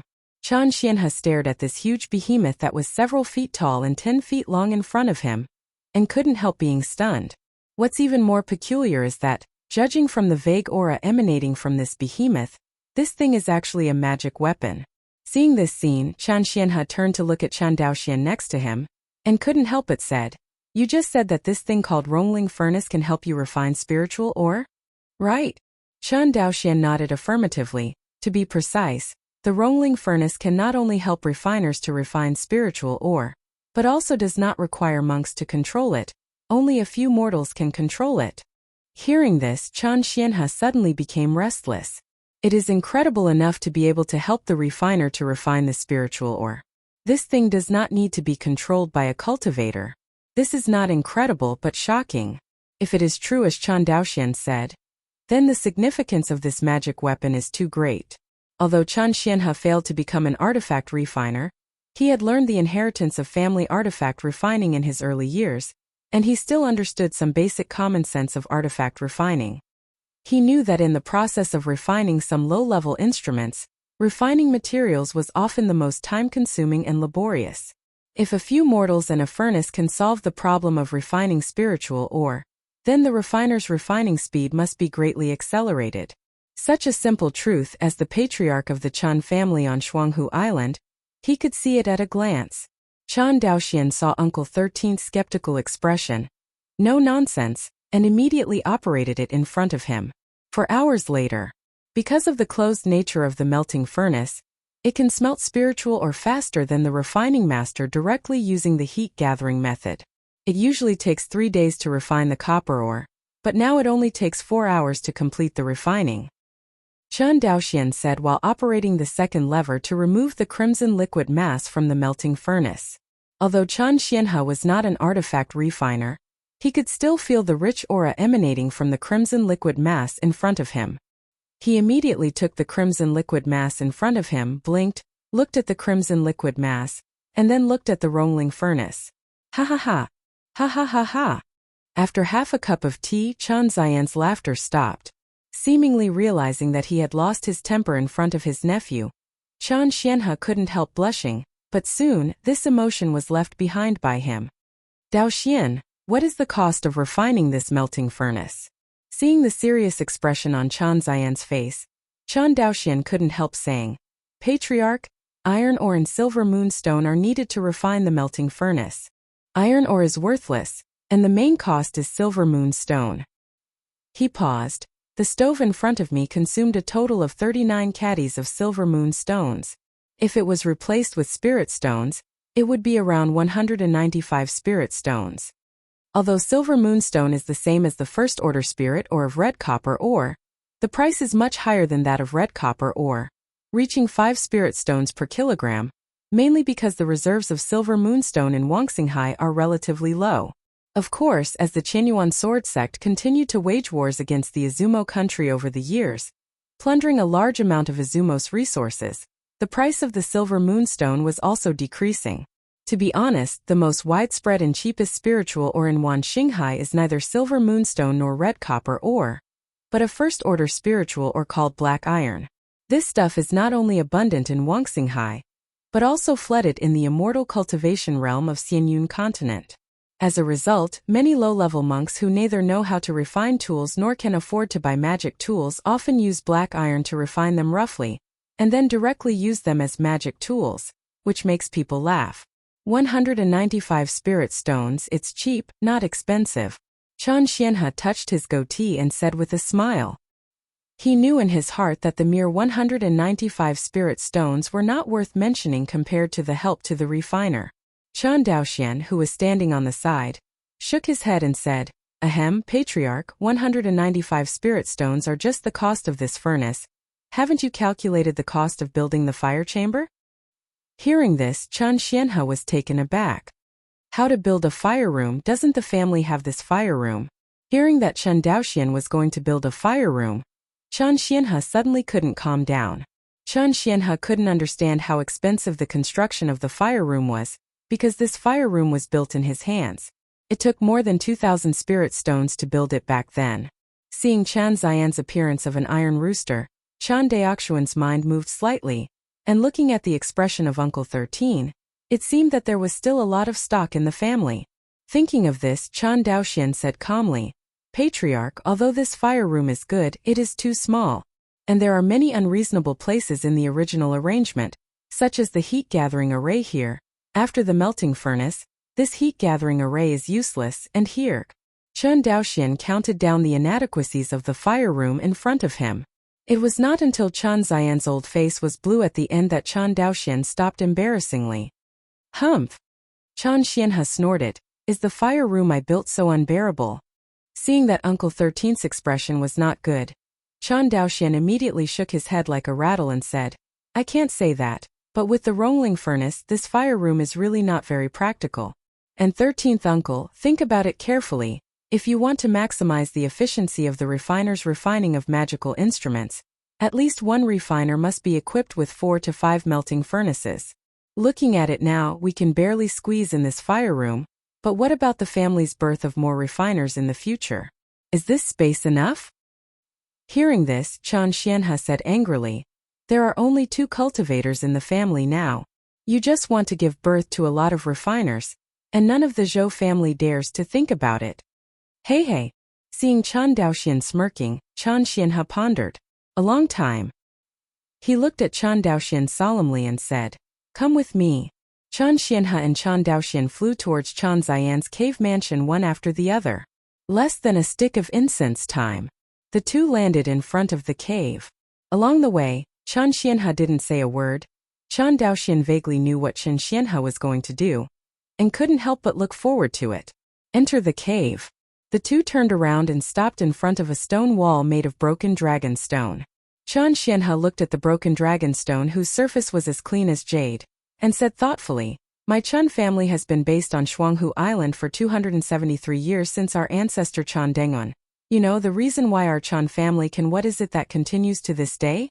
Chen Xianhe turned around and looked at Chen Daoxian. Chen Daoxian thought for a while then shook his head. My Chen family has been able to stand for 300 years, relying on the spirit of the ancestors who did not hesitate to fight and sacrifice for the younger generation of the family. It depends on the inheritance of the younger generation of the family to the hard work and sacrifice of the ancestors. Chen Xianhe raised his head slightly, climbing to the immortal Tao, blessing the future generations. In the past 300 years my Chen family did it. At this moment Chen Xianhe thought of the big brother who died generously on the battlefield, the 7th brother who fought his life to protect his youngest brother, and the ancestors who sacrificed their lives for the family generation after generation.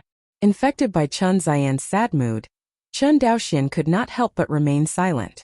Although he knew that the Chen family was declining over the years, Chen Xianhe had been doing his best to shield him from the wind and rain, until he was hunched and his temples were pale.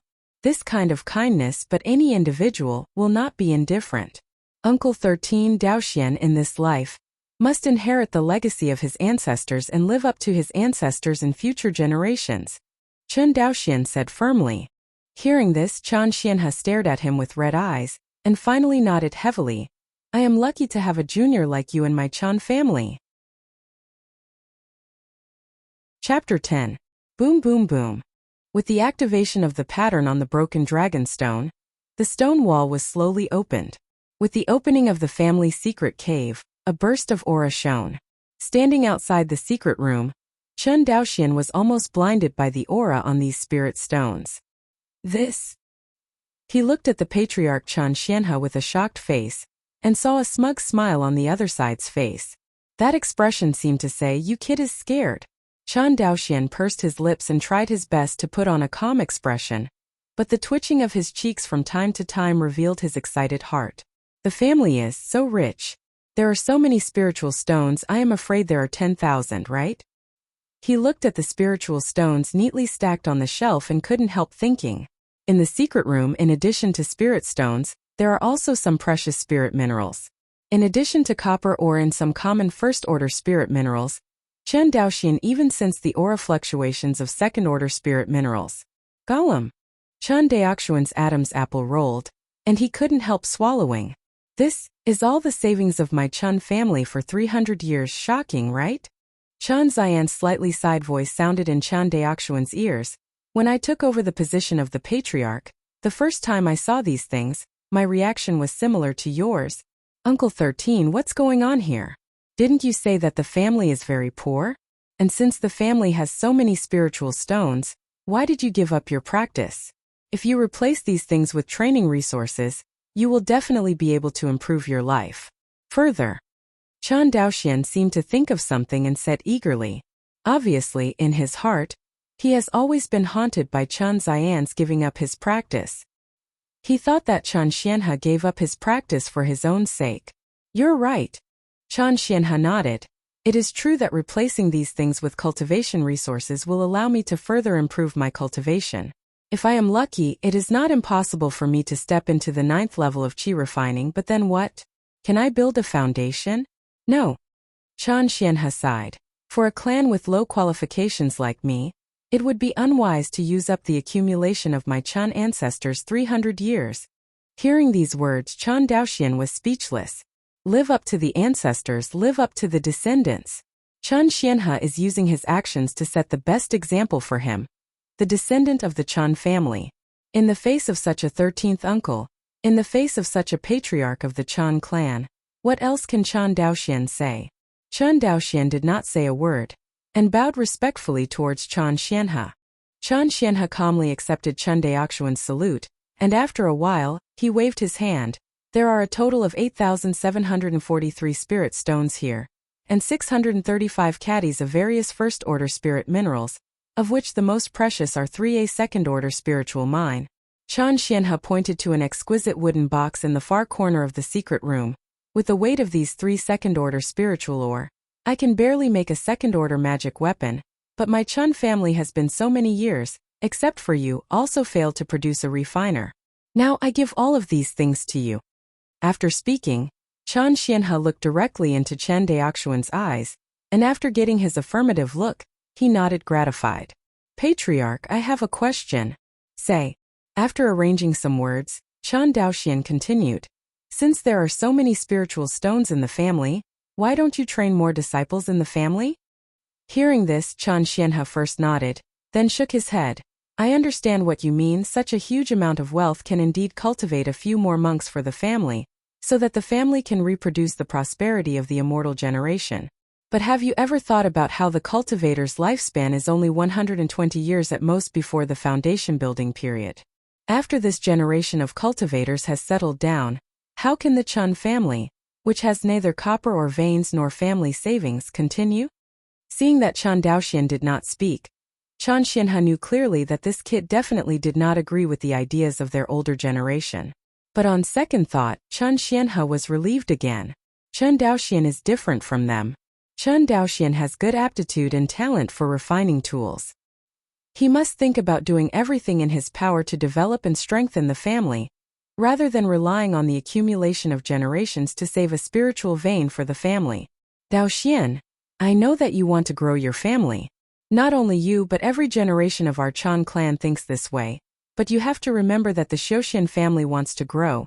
In addition to the inheritance of exercises, the spiritual veins are the true foundation of a family." "Spiritual veins?" Chen Daoxian frowned. "Yes, do you know why our Chen family can give birth to 13 monks of the immortal character generation?" Chen Daoxian shook his head. "It's just the 7 spiritual eyes in the family." Speaking of this, Chen Xianhe couldn't help but sigh. It may be the care of the ancestors, or it may be pure luck. The previous patriarch Chen Xianzhou discovered 4 spiritual eyes in a row in the Red Copper Mountains, plus the family's original 3 spiritual eyes, This gave birth to the grand occasion of the 13 monks of the Chan family. However, the spiritual eye is only rootless duckweed after all. Its appearance is irregular, and its exhaustion is also irregular. Chun Daoxian was deeply touched by what Uncle 13 said. Because at the beginning of his practice, there were 2 spiritual eyes in the family. He and Chan Xianhe were one. It was only when he reached the 2nd level of qi refining that Uncle 13's spiritual eyes inexplicably dried up. At this point, only the last spiritual eye remained in the family. Seeing Chan Daoxian's expressive expression, Chan Xianhe continued, "The spiritual vein is different. As long as the family cultivator does not die, it will not be exhausted. A cultivator family, as long as they master one spiritual vein, it means that the family has the foundation of inheritance. It is a pity that although the spiritual veins of Wuxia are wide, there is not a single spiritual vein without a master."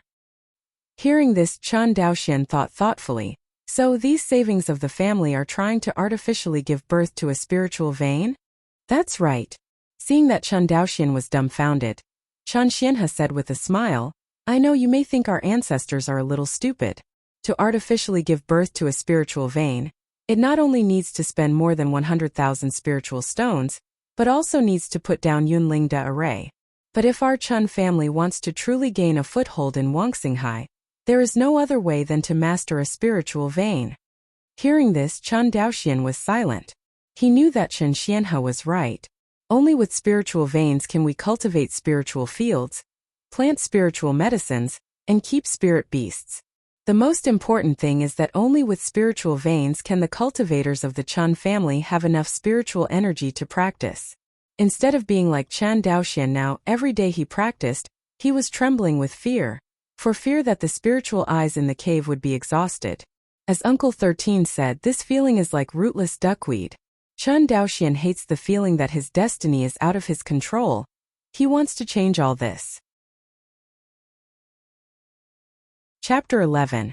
Put the spirit stone in the storage bag. Chan Daoxian and Chan Xianhe walked out of the secret room. In the hall of the cave residence, the uncle and nephew were sitting opposite each other, and there was a set of tea sets on the tea table in front of them. Chan Xianhe was making tea for Chan Daoxian. The clear tea flowed into the teacup from the mouth of the teapot, and the fragrance of the tea was overflowing. Chan Daoxian smelled the tea fragrance and felt that his consciousness was a little more active. Obviously, this was not ordinary tea, but a kind of spiritual tea. Seeing Chan Daoxian's greedy look on his face, Chan Xianhe smiled and handed the teacup over and said, "Try it. This restorative tea is one of the few good things for your 13th uncle and me. Then nephew, it's better to be respectful than to obey." After taking the teacup, Chan Daoxian drank the peony in one gulp, and smashed his mouth after drinking it. "How?" Chan Xianhe asked while drinking tea. "Fragrant." Seeing Uncle 13 staring at him, Chan Daoxian immediately said embarrassingly, "The consciousness seems to be soaked in warm water, very comfortable." That's right. Restorative tea is of great benefit to the spiritual consciousness of monks. Drinking it for a long time has the effect of increasing the spiritual consciousness of monks. Speaking of this, Chan Xianhe laughed at himself. Everyone thinks that our cultivators are people who live in the wind and eat the food and eat qi. How can they think that our cultivators are not eating, but poor and can't afford it? He looked at the restorative tea on the table, and continued, "Just this small pot of restorative tea is worth 50 spirit stones." Puff. Cough cough cough. Chan Daoxian just poured and drank the second cup of restorative tea by himself. Hearing the terrifying price, he suddenly choked and coughed. 50 spirit stones? So expensive. Chan Daoxian stared with a look of disbelief. Chan Xianhe said to himself, "Let's not talk about lingcha. The monks of the big family will eat lingmi on weekdays. You should know that the long-term consumption of lingmi by monks has the effect of warming and nourishing the body. In Guang'an Prefecture, even if it is first-order spiritual corn, the price reaches 5 spiritual stones per pound. How can ordinary monks afford it? Not to mention that there are all kinds of spirit pills, spirit fruits, spirit wines, and even other rare treasures that can assist in cultivation, and all these require spirit stones." Chan Daoxian was silent. He knew that Uncle 13 said so much to tell him that once he had enough spiritual stones, he must first cultivate the spiritual veins.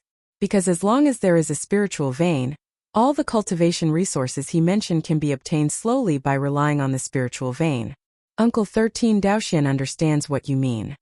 After the item refining workshop is completed and I earn spirit stones, I will give birth to spirit vessels as soon as possible. Chen Daoxian vowed to guarantee. Seeing Chen Daoxian's attitude, Chen Xianhe didn't say more, and he immediately changed the topic. Daoxian, do you have any thoughts on the future development of the family? This is the first time Chen Xianhe took the initiative to chat with Chen Daoxian about the family's development plan. In the past, Chen Xianhe didn't worry about Chen Daoxian very much about the family affairs. He told Chen Daoxian that his most important task was to learn the craftsmanship and strive to become a craftsman at an early date. Now that Chen Daoxian is a first-order craftsman, Chen Xianhe, who is getting older, has to consider the issue of training successors. Hearing this question, Chen Daoxian knew that Uncle 13 was testing him. After sorting out his thoughts, Chen Daoxian said, Patriarch, I think the most important thing for the family now is to build the refining workshop, and around the establishment of the refining workshop, we need to do 3 preparations. Which 3? First, investigate the market for the sale of instruments in Guang'an Prefecture. Second, purchase or raw materials for the construction of refining workshops and refining instruments. Third, lease and sell finished instruments in Guang'an Prefecture. Chen Daoxian explained his thoughts on how to develop the family over the years. Chen Xianhe listened to his narration, sometimes slapped the table and praised, and sometimes interrupted to correct. In the continuous discussion between the uncle and nephew, the rough development plan of the Chen family for the next few years was gradually finalized by the two. To sum it up in one sentence, in the next 5 years, the focus of family development will revolve around the smithing workshop. And Chen Daoxian is the core executor of this development plan, because he is the only one in the Chen family who can refine tools, and only he can refine the unique Rongling furnace. Before I knew it, the resting tea in the teapot was empty. Chen Daoxian shook the teapot and found that the tea was clean, so he could not help but slap his mouth. Putting down the teapot in embarrassment, he thought bitterly, in the future when the family is rich, he must buy Yangshan tea to take a bath. Okay, now that this matter has been finalized, tomorrow in the clan association, I will use the clan chief's decree to announce this development plan in public. Chen Xianhe concluded.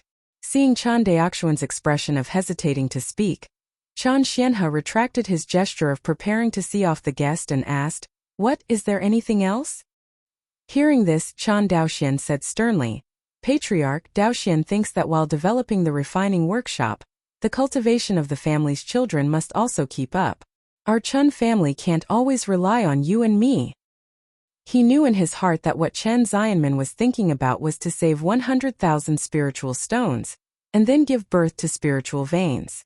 Chen Daoxian believes that there is no conflict between cultivating family children and promoting spiritual veins, but the premise of all this is that the refining workshop can earn a lot of spiritual stones. Otherwise, whether it's cultivating family children or giving birth to spiritual veins, it's just a matter of passing eyes and dreams. Hearing Chen Daoxian's suggestion, Chen Xianhe hesitated. He thought for a while, then shook his head and said, This matter is put on hold for further discussion, but I can promise you that as long as the spirit stones earned by the refining workshop reach a certain level, the family child training program and the spirit vein birth generation program can be launched at the same time. But there is one thing, the spiritual pulse generation plan must be placed before the family children training plan. Okay. Chen Daoxian nodded, but what? Chen Xianhe stared and found that Chen Daoxian's usual obedience was pretending, but in fact this kid has more ideas than anyone else. Chen Daoxian said embarrassingly, How many spirit stones does this artifact refining workshop earn each year to meet the standard 13th uncle? You have to give me a specific number. Right? Since you insist on cultivating family children, then I will give you a standard.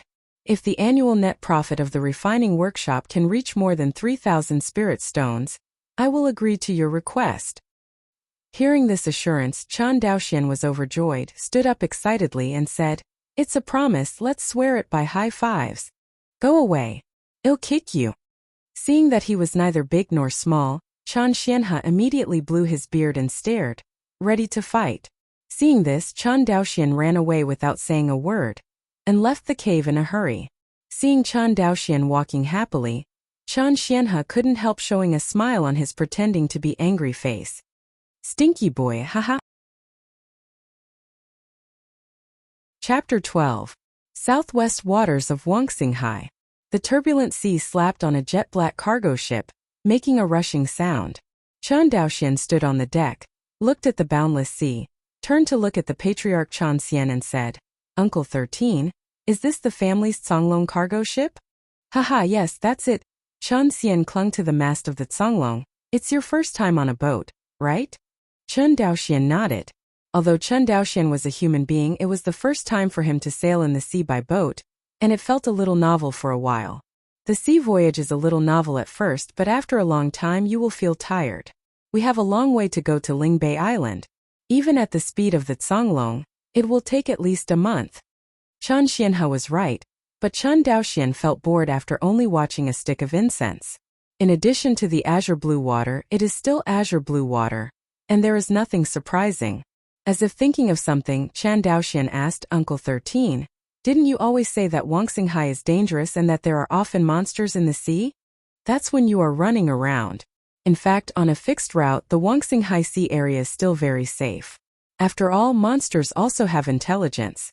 They know where it is safe and where it is dangerous. Hearing this, Chen Daoxian couldn't help being stunned.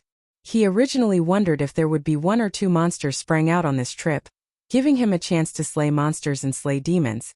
The result seems to be that he thinks too much. Time passes day by day. The days of sailing at sea were simply boring. After experiencing the initial novelty, Chen Daoxian simply hid in the cabin all day to practice. It's just that there is no spiritual eye on the boat. He can only absorb the free spiritual energy in the refining air, and the speed of cultivation is very slow. In the end, Chen Daoxian, who couldn't bear this kind of speed, simply gave up his practice and switched to comprehension to learn spells. For cultivators in the qi refining period, the main means of defending against the enemy are spells, instruments, and spirit talismans. Needless to say, magic tools and spirit talismans need to be purchased with spirit stones, which are foreign objects. In addition, monks also have a way to exert their own strength, that is, magic. The grade division of spells is the same as that of instruments, which can also be divided into first order, second order, and third order. It's just that different from the magic weapon, the spells of each grade are not divided into grades. For example, the first order fire control spell mastered by Chen Daoxian, the fire control skills practiced by the first level qi refining monks and the 9th level qi refining monks are essentially the same. There is no distinction between the first order low quality fire control technique and the first order high quality fire control technique.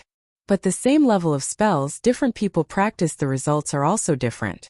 In the world of practice, monks generally divide the results of spell cultivation into 4 levels: entry, minor, major, and consummation.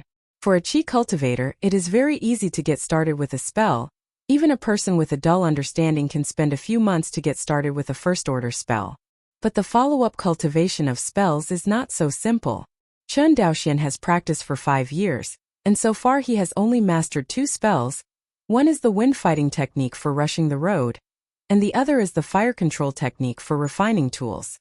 As for the spells of combat and defense, Chen Daoxian did not learn a single one. It's not that Chen Daoxian's talent in magic is poor, but his energy is limited. In the past 5 years, Chen Daoxian has not only majored in Guiyuan Gong, but also studied the art of refining. The most important thing is that he has to develop Rongling from scratch. Furnace. No matter how talented he is, he really doesn't have the energy to practice other combat spells. Of course, this does not mean that Chen Daoxian has no means of confronting the enemy, because in addition to magic to defend against the enemy, the more important way for cultivators to defend against the enemy is the magic weapon. As an artifact refiner who had once refined first-order high-grade artifacts, how could Chen Daoxian be short of artifacts? In his storage bag, there is now a first-order high-grade magic weapon. It was the only first-order high-grade magic weapon he had refined, and it was a water attribute flying sword called the Flying Snow Sword. Ever since Feishua sword was refined by him, it had been acting as his trump card, and had been tightly hidden in his storage bag. Even his uncle Chen Xianhe didn't know that Chen Daoxian had such a whole card in his hand. However, the power of the flying snow sword is great, but it also consumes a lot of infuriating energy. Chen Daoxian had tried it, and if he was on the second level of qi refining, if he made Fuxuajian with all his strength, he could at most use 3 swords, and his true qi would be consumed 7 to 78. Although his cultivation base has now risen to the 3rd level of qi refining, but if he can use 1 more sword at most, he will run out of true qi and be slaughtered by others. The 10th day of the voyage at sea, Chen Daoxian, who was sitting cross-legged in the cabin, closed his eyes. He looked at the 10 star dusts revolving around the golden scriptures in the sea of consciousness, and he couldn't help feeling excited. Really? As long as you recite the Hongming Enlightenment Classic, once a day, 1 stardust will be stored in the sea of consciousness. For 10 consecutive days, 10 stardust will be stored in exchange for an opportunity for epiphany. After these days of trying, Chen Daoxian has figured out the law of storing stardust. First, no matter how many times the Hongming Enlightenment Sutra is recited silently every day, at most 1 stardust can be stored. As for the many times of recitation of the scriptures, only the consumed consciousness can be restored as before. Second, stardust can only be stored up to 10 pieces. If Chen Daoxian insists not to use them, they will always revolve around the golden scriptures. Third, 10 stardust collided and merged into 1, which could greatly enhance Chen Daoxian's comprehension and produce an effect similar to epiphany. He had a certain feeling that these 10 star dusts were this unknown scripture called Hongming Enlightenment Classic, forcibly stored his usual understanding, and then waited until the 10th day to concentrate on use. When this thought came to his mind, Chen Daoxian himself was taken aback. He had heard of saving money and food, and this was the first time he had heard that comprehension could also be stored. But no matter what, the fact is that Chen Daoxian can only regard the Hongming Enlightenment Classic as his biggest secret and keep it firmly. During these days on the ship, although Chen Daoxian could not practice Yuan Gong, he did not waste time, but thought of practicing a new spell. If other qi refining cultivators had heard these words, they would probably have laughed big tooth off. Although it is not difficult to get started with first-order spells, 1 month is not enough to cultivate it to a certain level. In fact, if a cultivator in the qi refining stage can introduce a spell to entry within a month, it is quite good.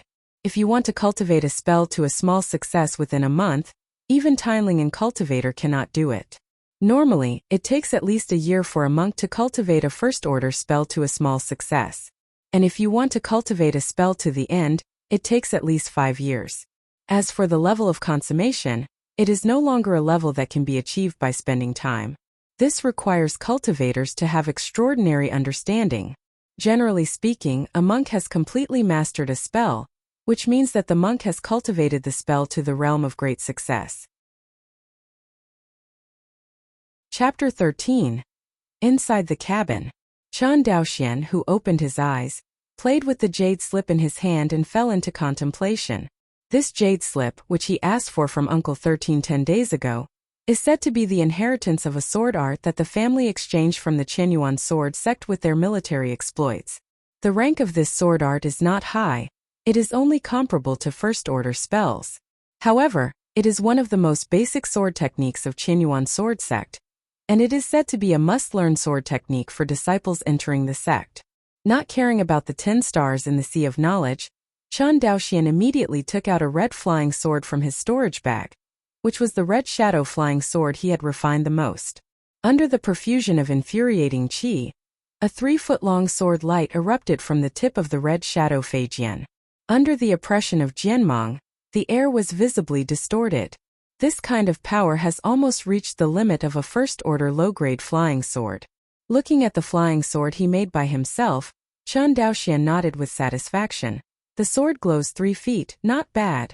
Although the rank of the magic weapon is distinguished by the number of superimposed arrays, after the fusion of the array pattern of the magic weapon is introverted, and outsiders cannot see how many arrays are superimposed on this magic weapon.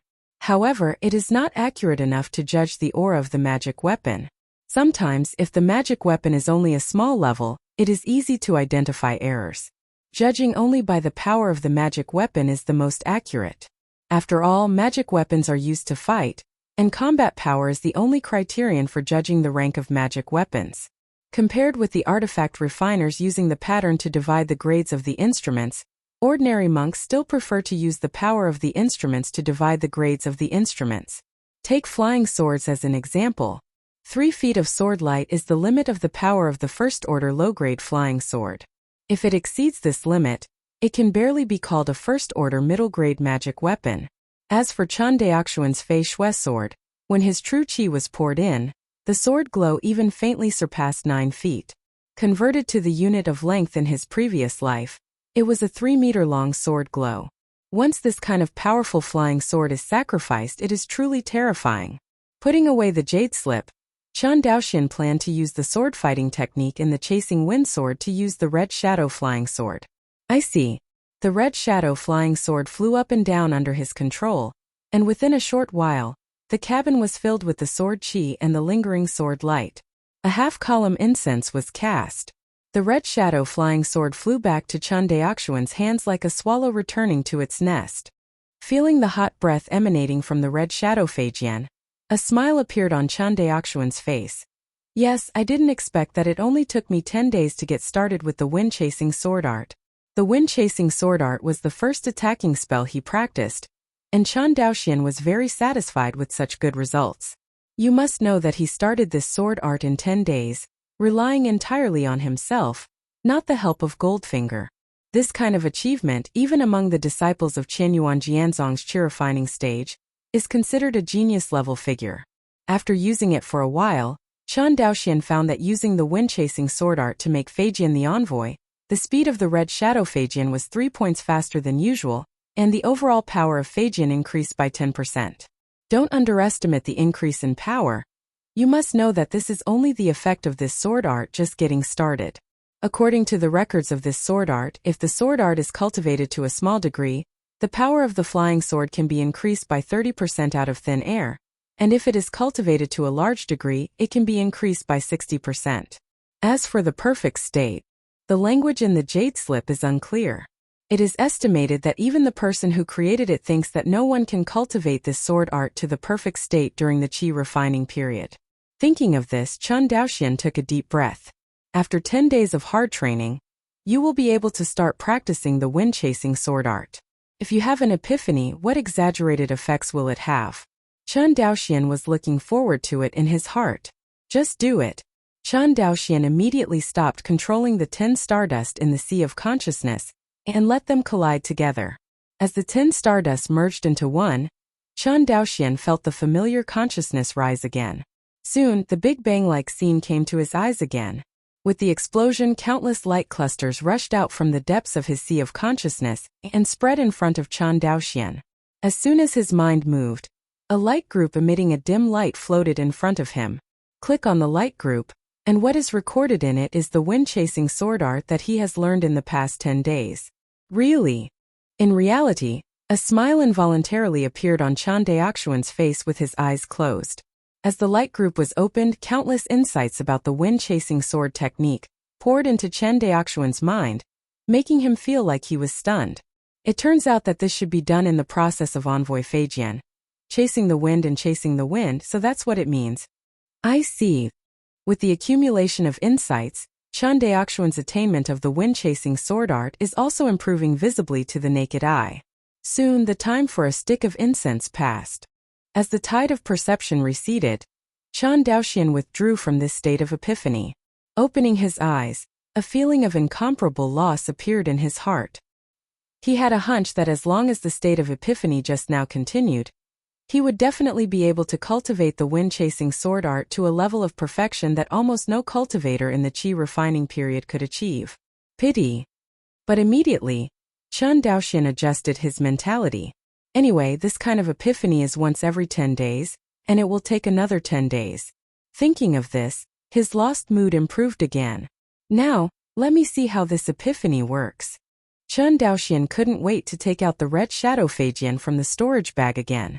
With the excitation of the red shadow flying sword, the flying sword flew through the air like a rainbow. The sound of flying swords breaking through the air has become smaller.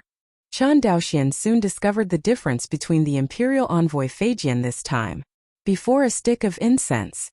When he was flying the sword, he would make a clear snort. Chen Daoxian knew that it was the sound of the air being torn apart. But this time, Fijian's chi-chi sound is gone. The red shadow flying sword flies in the cabin like a smart swimming fish, but its flying speed is countless times faster than the swimming fish in the sea. In this realm, it is clearly that the wind-chasing sword art recorded in the Jade Slip has achieved the effect after Xiaocheng, and it has not just reached the Xiaocheng realm but has walked a considerable distance from the Xiaocheng realm. Chen Daoxian reckoned that his current attainment of the wind-chasing sword art was probably not far from the Deshang realm. So horrible. Is this the effect of 10 times the superposition of comprehension? When he created the spirit fusion method before, he didn't have a deep understanding of this epiphany state. After all, it was the first time that the fusion spirit formation method came out, and he didn't know how difficult it was to create this formation method. But now he knows. Even a person like him who believes that his talent in swordsmanship is not bad, if he wants to reach the current state in the wind-chasing sword art, he will not even think about it in 2 or 3 years. But now, just a stick of incense saves him the hard work of 2 or 3 years of sword art practice. It really deserves to be the Hongmeng Enlightenment Classic. For the first time, Chen Daoxian was convinced by the name of this scripture. Boom! Just as he sighed, a suffocating sense of oppression emerged in Chen Daoxian's heart. What happened? Chen Daoxian immediately rushed out of the cabin with the flying sword. And when he looked up, a cloud slowly covered the Zonglong. Chapter 14. After leaving the cabin, the deck of the Zonglong was already in chaos. The panicked shouts of the clansmen kept reaching Chen Daoxian's ears. Patriarch! A giant boat is flying towards us in the sky. Patriarch! Bow! Chen Xianhe said nothing, raised his head to look at the giant ship flying towards them above his head, his face dignified. After a while, he looked at Chen Daoxian, who ran out of the cabin, and said, "Take care of your clansmen, please don't panic. This is the Spirit Void battleship that patrols the waterway of the Zhou family in Guang'an Prefecture." Spirit Void battleship. Chen Daoxian read it silently and nodded. After explaining Chen Daoxian, Chen Xianhe used the wind fighting technique and flew towards the huge ship above his head. Compared with the incomparably huge hull on the sky, Chen Xian's stature is as small as floating. Chen Daoxian didn't bother to look at it, and hurriedly reassured the panicked clansmen, and asked the clansmen to lower the sails and slowly stop the Zonglong. The sky above the Zonglong. Chen Xian's figure continued to rise until it was flush with the Lingshu battleship. He took a deep breath, cupped his hands, and said solemnly, "Clan Chief Chen on Xiaoshuanggu Island, this trip is going to Guang'an Prefecture to buy supplies. This is my passage token." After finishing speaking, Chen Xianhe took out a black token from the storage bag, injected infuriating energy, and threw it at the Spirit Void battleship. The Spirit Void battleship is white as a whole, and I don't know what kind of material it is made of. In addition to the visible appearance of the entire battleship, the interior is completely shrouded in a fog, which cannot be seen clearly, giving people a huge sense of oppression. Chen Xianhe didn't know which base-building cultivator of the Zhou family was in charge of this battleship, so he had to honestly present the passage token according to the rules. About half a cup of tea. A black token flew out from inside the battleship. As soon as Chen Xianhe received the token, he heard a voice ringing in his ear. "Fellow Taoist, remember not to deviate from the safe waterway, otherwise my Guang'an House Zhou family will not be responsible for any danger. Remember this, Junior." Chen Xianhe quickly bowed to respond. Boom! Soon, in the eyes of everyone, the Spirit Void battleship quickly lifted off, roaring and disappearing into the sky. Call! Watching the behemoth leave, Chen Xianhe could not help but breathe a sigh of relief. Returning to the deck of the Zonglong, Chen Xianhe instructed again. "Let the clansmen raise the sails and we will move on." "Yes, Patriarch." Chen Daoxian nodded and hurriedly ordered the people to set sail. When the Zonglong sailed normally, Chen Daoxian, full of doubts, walked up to Chen Xianhe and asked, "Uncle 13, what was that just now?" "It's the Zhou family's Spirit Void battleship," Chen Xianhe said with a smile. "Didn't you ask me before why we haven't encountered monster attacks along the way? That's the reason." Chen Xianhe pointed to the Spirit Void battleship road that had disappeared in the clouds on the horizon. "You mean the Zhou family is protecting the waterway?" Of course. Otherwise, where do you think the prosperity of Guang'an Prefecture came from? Hearing this, Chen Daoxian immediately understood. The Zhou family is the largest family in the sea area, with a radius of 100,000 miles. It is rumored that the ancestors of the Zhou family have reached the perfection of Zifu, and they are only one step away from the legendary Jindan real person. Such a huge immortal clan naturally has the strength to protect the waterway of this 10,000 li sea area from being invaded by monsters. Besides, only when the waterway is safe can commerce and trade be prosperous, and the Zhou family of Guang'an Prefecture can obtain the greatest benefits. The ruler always wants the world to be peaceful, and only the ambitious bottom is afraid that the world will not be chaotic. Of course, no one can do absolute protection. After all, those monsters who are not in the rank are low in intelligence and are no different from beasts. They don't know where they are safe and where they are dangerous. Not to mention the so-called safe waterway, it was Lingbei Island, the base camp of the Zhou family, and these low-level monsters who were stimulated by the blood of mortals dared to go there. It's just that these monsters are usually only for mortal warriors to eat. Purple House family. Chen Daoxian couldn't help but whisper. It's really majestic. Its Majesty. Chen Xianhe said with emotion. The ancestors of the Zhou family caught up with the good times and stood in the right position in the war when Qianyuan Jianzong occupied Wangxinghai 1,000 years ago, which laid the foundation for the millennium prosperity of the Zhou family in Guang'an Prefecture. Even 500 years ago, the chaos of the gods in Wanxinghai cut off the inheritance of countless immortal clans, but the Zhou family survived tenaciously, which shows the depth of the Zhou family in Guang'an. Speaking of the largest immortal family in the sea area of 100,000 miles, the Zhou family in Guang'an Prefecture, Chen Ziyan's tone was full of envy. In fact, it's not just him. In the sea area of 10,000 miles, any cultivator family has this attitude when talking about the Zhou family in Guang'an Mansion. There is envy and awe, and even jealousy does not dare to arise. God's chaos. Chen Daoxian keenly captured the new knowledge points in Chen Ziyan's words. Seeing Chen Daoxian's extremely puzzled expression, Chen Xianhe explained, that was a loose cultivator 500 years ago, who called himself a goddess and a real person, and got a big opportunity somewhere, and caused chaos for the Sea of Stars for 100 years. After a long time, in the end, Qianyuan Jianzong shot and strangled him. Since then, Qianyuan Jianzong launched a war against the Izumo kingdom of Xianyanzhu. This war lasted for 400 years. Talking about the war between Qianyuan Jianzong and Izumo, Chen Xianhe seemed to remember some bad memories, and his voice gradually weakened. Seeing that Uncle 13's sad memories were touched, Chen Daoxian did not dare to ask any more questions. The next 20 days were calm. Neither encountered the Zhou family's spirit void battleship, nor encountered the harassment of monsters. 20 days later, an old voice sounded from outside the cabin, and Chen Daoxian heard it. It was the voice of the 13th uncle Chen Xianhe. Daoxian, Lingbei Island is here. Hearing this sentence, Chen Daoxian was excited. After drifting in the sea for a full month, Raoshirt Songlong is not an ordinary cargo ship, but a modified cargo ship engraved with wind-gathering arrays and water-avoiding arrays, and its speed far exceeds that of ships on Earth. Chen Daoxian couldn't take it anymore. It wasn't because that Songlong was bumpy or boring to navigate, but because of the lack of spiritual energy. He couldn't practice Guyuan Gong for a month, and he didn't make any progress in his cultivation. For a cultivator, the most uncomfortable thing is not being able to make progress.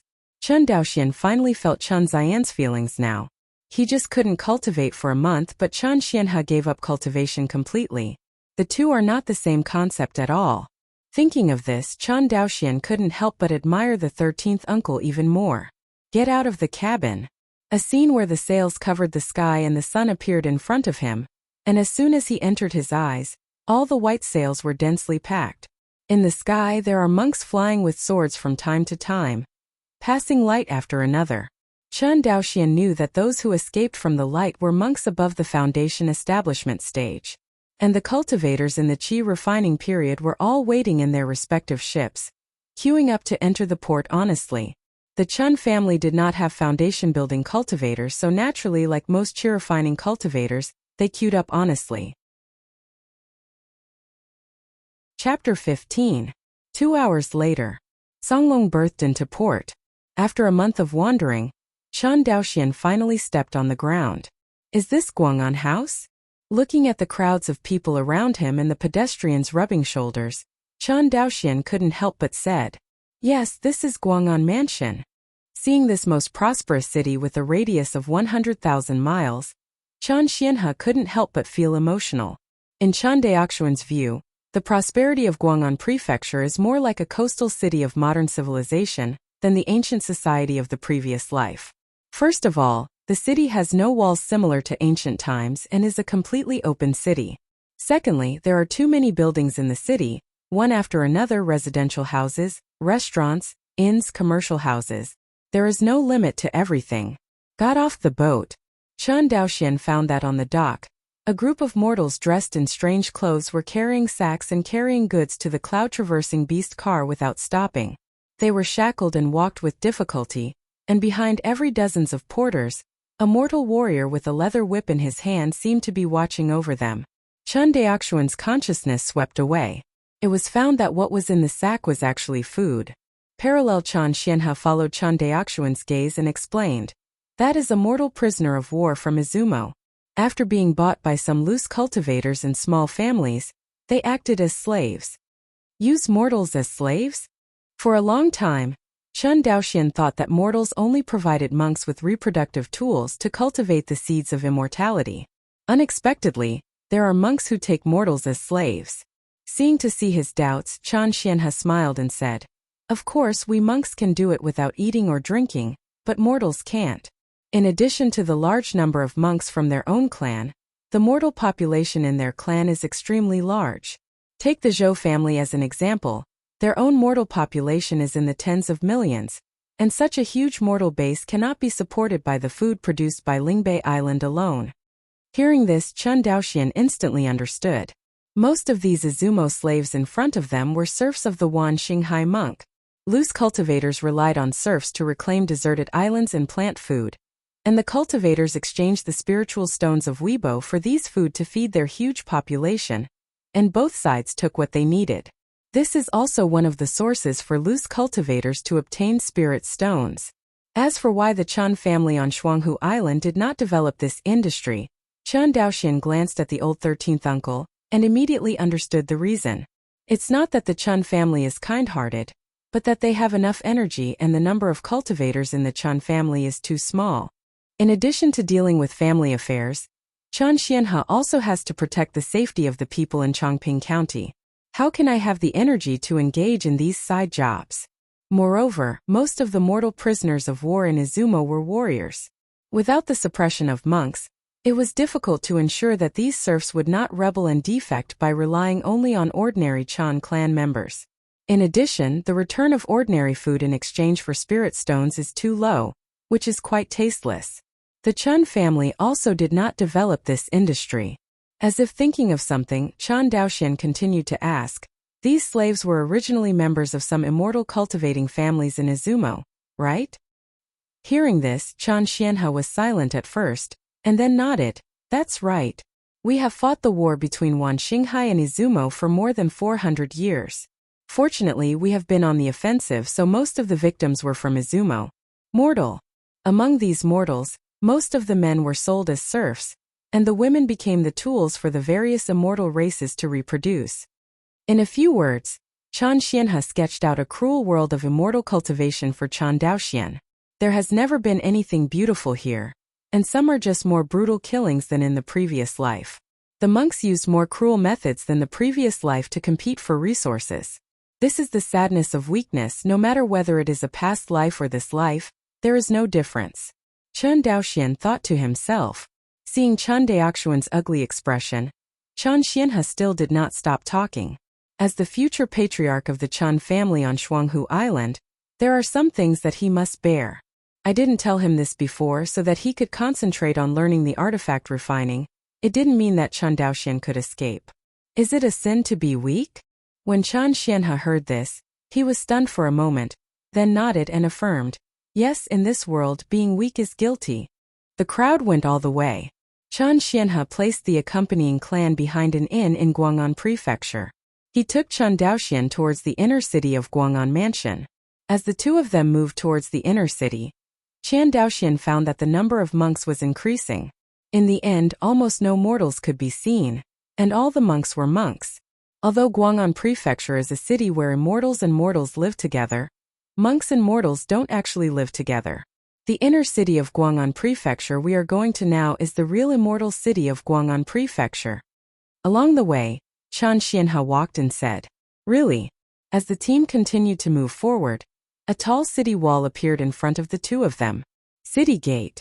A monk wearing a cyan robe with a fiery red spirit bead embroidered on the robe blocked the way for the two of them. "Stop, please pay the entrance tax." Hearing this, Chan Xianhe took out 2 spirit stones from the storage bag and handed them over. "Go in." The Zhou family cultivator waved his hand and let the two enter the city gate. Chan Daoxian looked behind him, and there was almost no end in sight of a long line. Just entered the city gate. Chan Daoxian seemed to have entered another world, and the concentration of aura suddenly soared tenfold. "This is..." Seeing Chan Daoxian's shocked expression, Chan Xianhe next to him explained, "This is the spiritual vein. Under the immortal city of Guang'an Prefecture, there is a third-order spiritual vein buried, so we just stepped into the country and felt the auras overwhelming." Looking at the sky, Chan Xian congratulated, "Let's find an inn to stay first." Every night in the Xianqing of Guang'an Prefecture, there will be monks from the Zhou family to clean up the monks who do not have the right to live, so as to prevent the loose cultivators from coming here to take a breath. There are 2 types of housing rentals in Xianqing, Guang'an Prefecture: short-term rentals and long-term rentals. The short-term rental is an inn, and the general lease term is less than 1 month. If the lease term is more than 1 month, the monks often choose to find the Zhou family to rent the cave, because the price is cheaper than the short-term rental inn. Due to the abundant spiritual energy of Guang'an Prefecture, the price of the inn here is also very touching. Chan Xianhe and the two only opened 2 rooms, and they paid a rent of 20 spirit stones for 10 days. On average, one person needs 1 spirit stone a day. This is only the inn with the lowest concentration of aura. It is rumored that Guang'an Immortal Mansion also offers 4 grades of cave houses: A, B, C, and D. The living environment and the concentration of aura are different for each grade of cave mansion.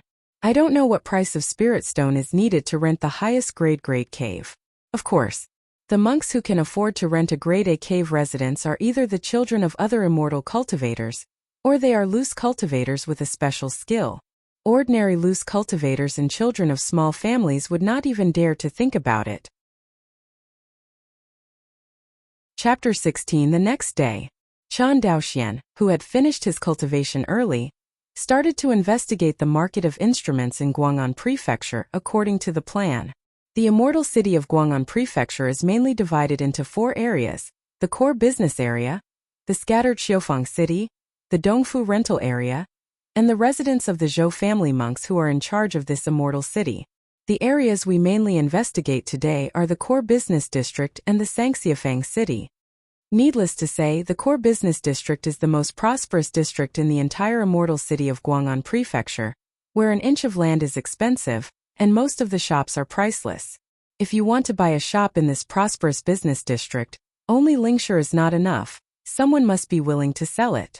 Most of the shops in the core business area are in the hands of the Zhou family and several major foundation building families, and it is difficult for ordinary monks to get in. As for Sangxiafang city, on the other hand, it is a commercial area dominated by scattered cultivators and small families. There are few shops here, and most of them are scattered repairers who set up stalls. As we all know, loose cultivators are generally very poor, their faces are clean, and their spending power is naturally far less than that of the children of big families. However, although the personal wealth of the loose cultivator is not comparable to that of the children of the big family, the number of loose cultivators is large. In terms of numbers, the number of scattered cultivators in the 100,000-mile sea area outnumbered the children of the family by dozens of times. Therefore, the seemingly chaotic Sangxiafang city has become the second most prosperous place in the entire immortal city of Guang'an Prefecture, second only to the core business district. Uncle 13, why don't you and I divide our troops into 2 separate ways, which can also speed up the investigation? Hearing this, Chan Xianhe thought for a while. All right, discuss. Chan Xianhe chose to investigate the core business district, while Chen Daoxian went to Sangxiafang City, which the two were more optimistic about. Riding on a cloud-treading beast car, Chen Daoxian went to Sangxiafang City in Xiancheng Guang'an Prefecture. As soon as he entered the scattered repair shop, and before he got off the bus, the noise of the outside world, like cooking oil, entered Chen Daoxian's ears. Get out of the car after paying the fare. Chen Daoxian then carefully looked at the largest concentration of scattered cultivators in the sea area with a radius of 10,000 miles. Compared with the streets in the core business district, the streets here are much more spacious. It is not so much a street as it is a rectangular square. On both sides of the street, countless loose cultivators spread out a carpet, placed some goods on it, and sold them one after another. It looks quite similar to the flea market in the previous life.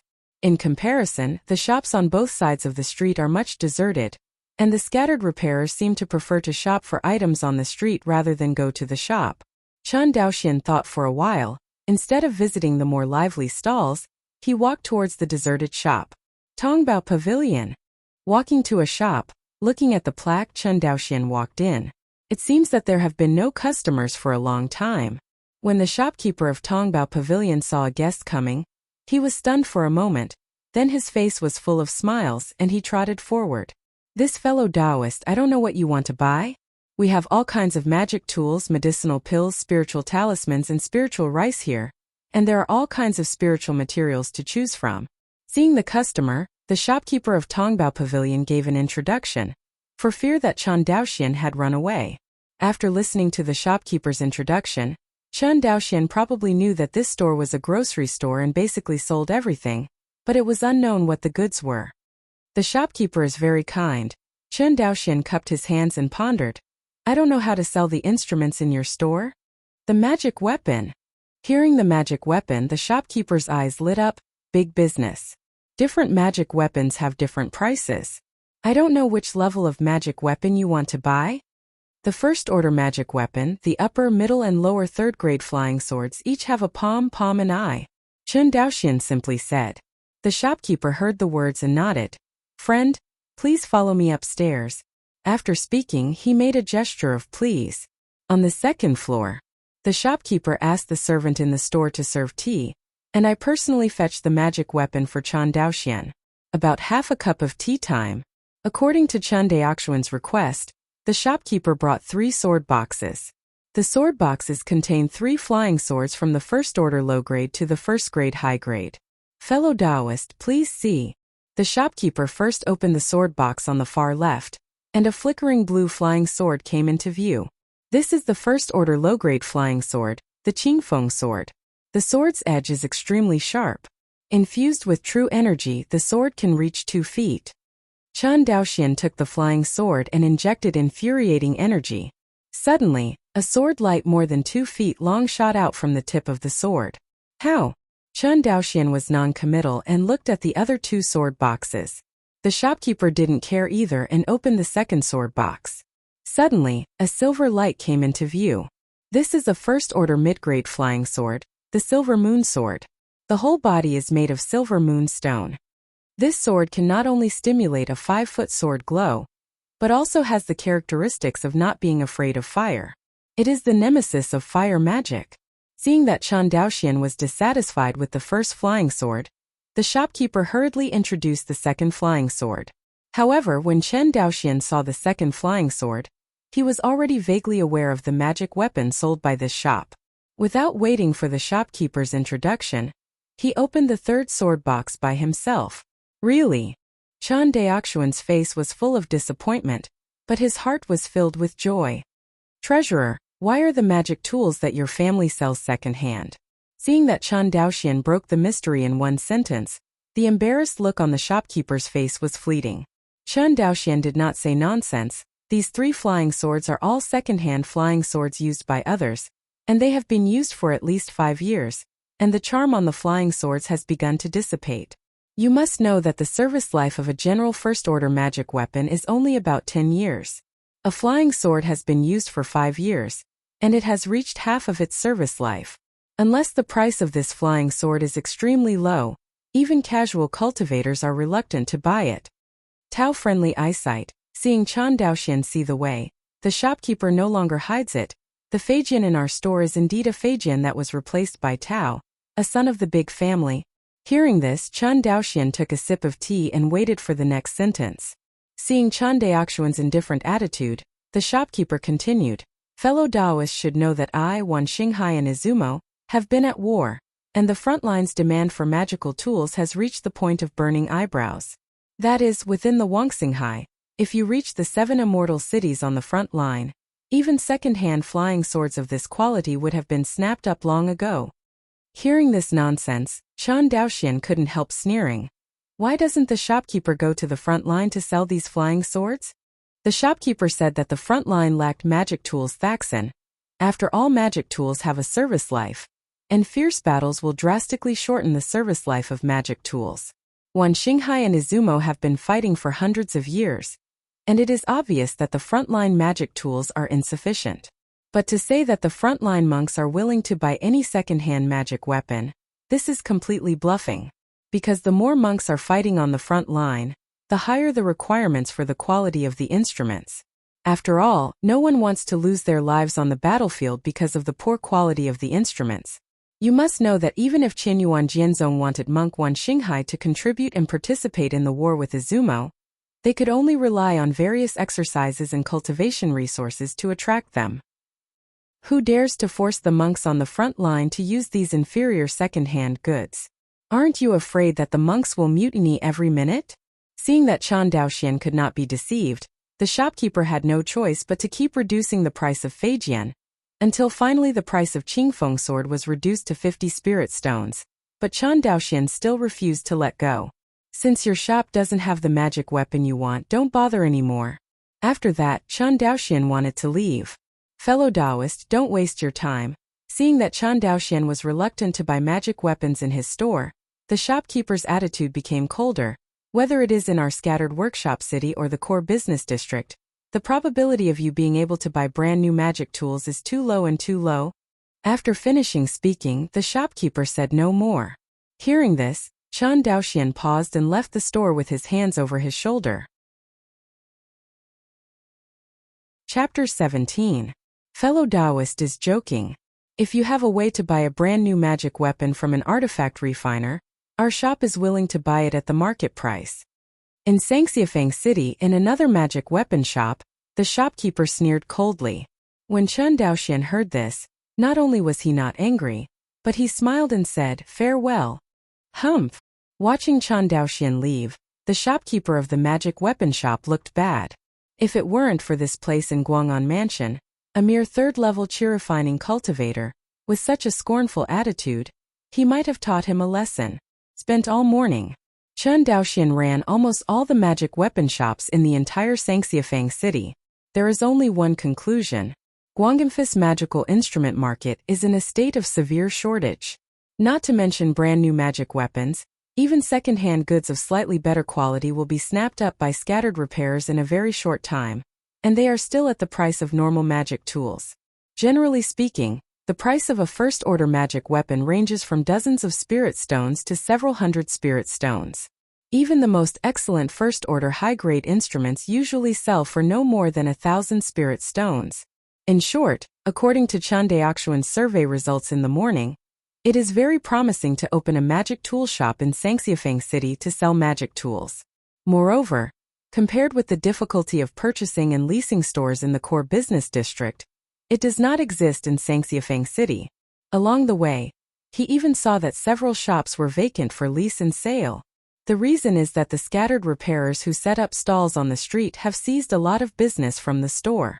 If the things in the store are good value for money, the key stores sell only some second-hand goods and defective products.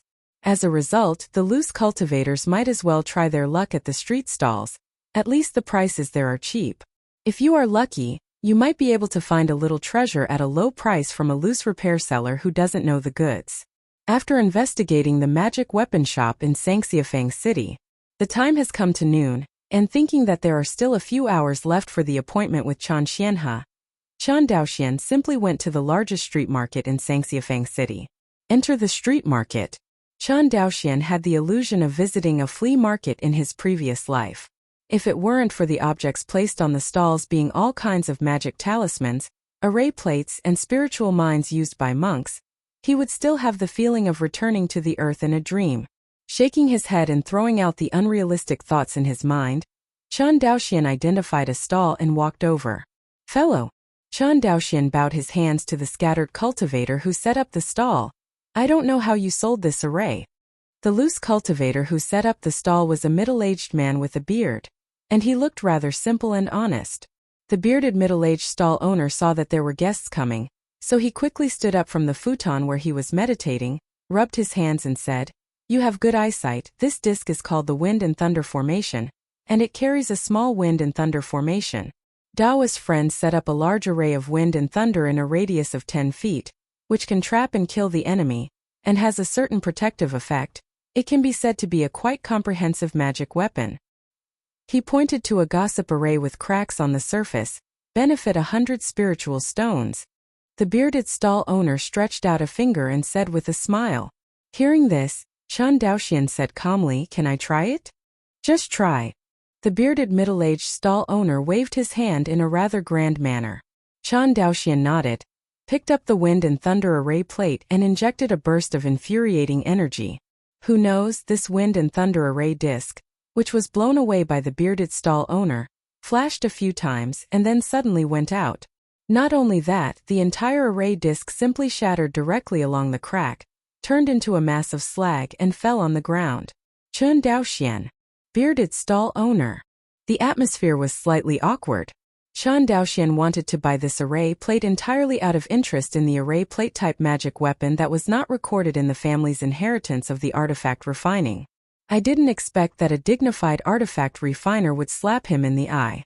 This is not a slightly damaged magic tool at all, but a magic tool that is on the verge of being scrapped. The bearded stall owner in front of him is clearly fishing. Sure enough, the bearded stall owner saw that Chen Daoxian had destroyed his magic weapon and immediately shouted righteously, "What do you mean, fellow Daoist? Why did you destroy my magic weapon worth 100 spirit stones for no reason?"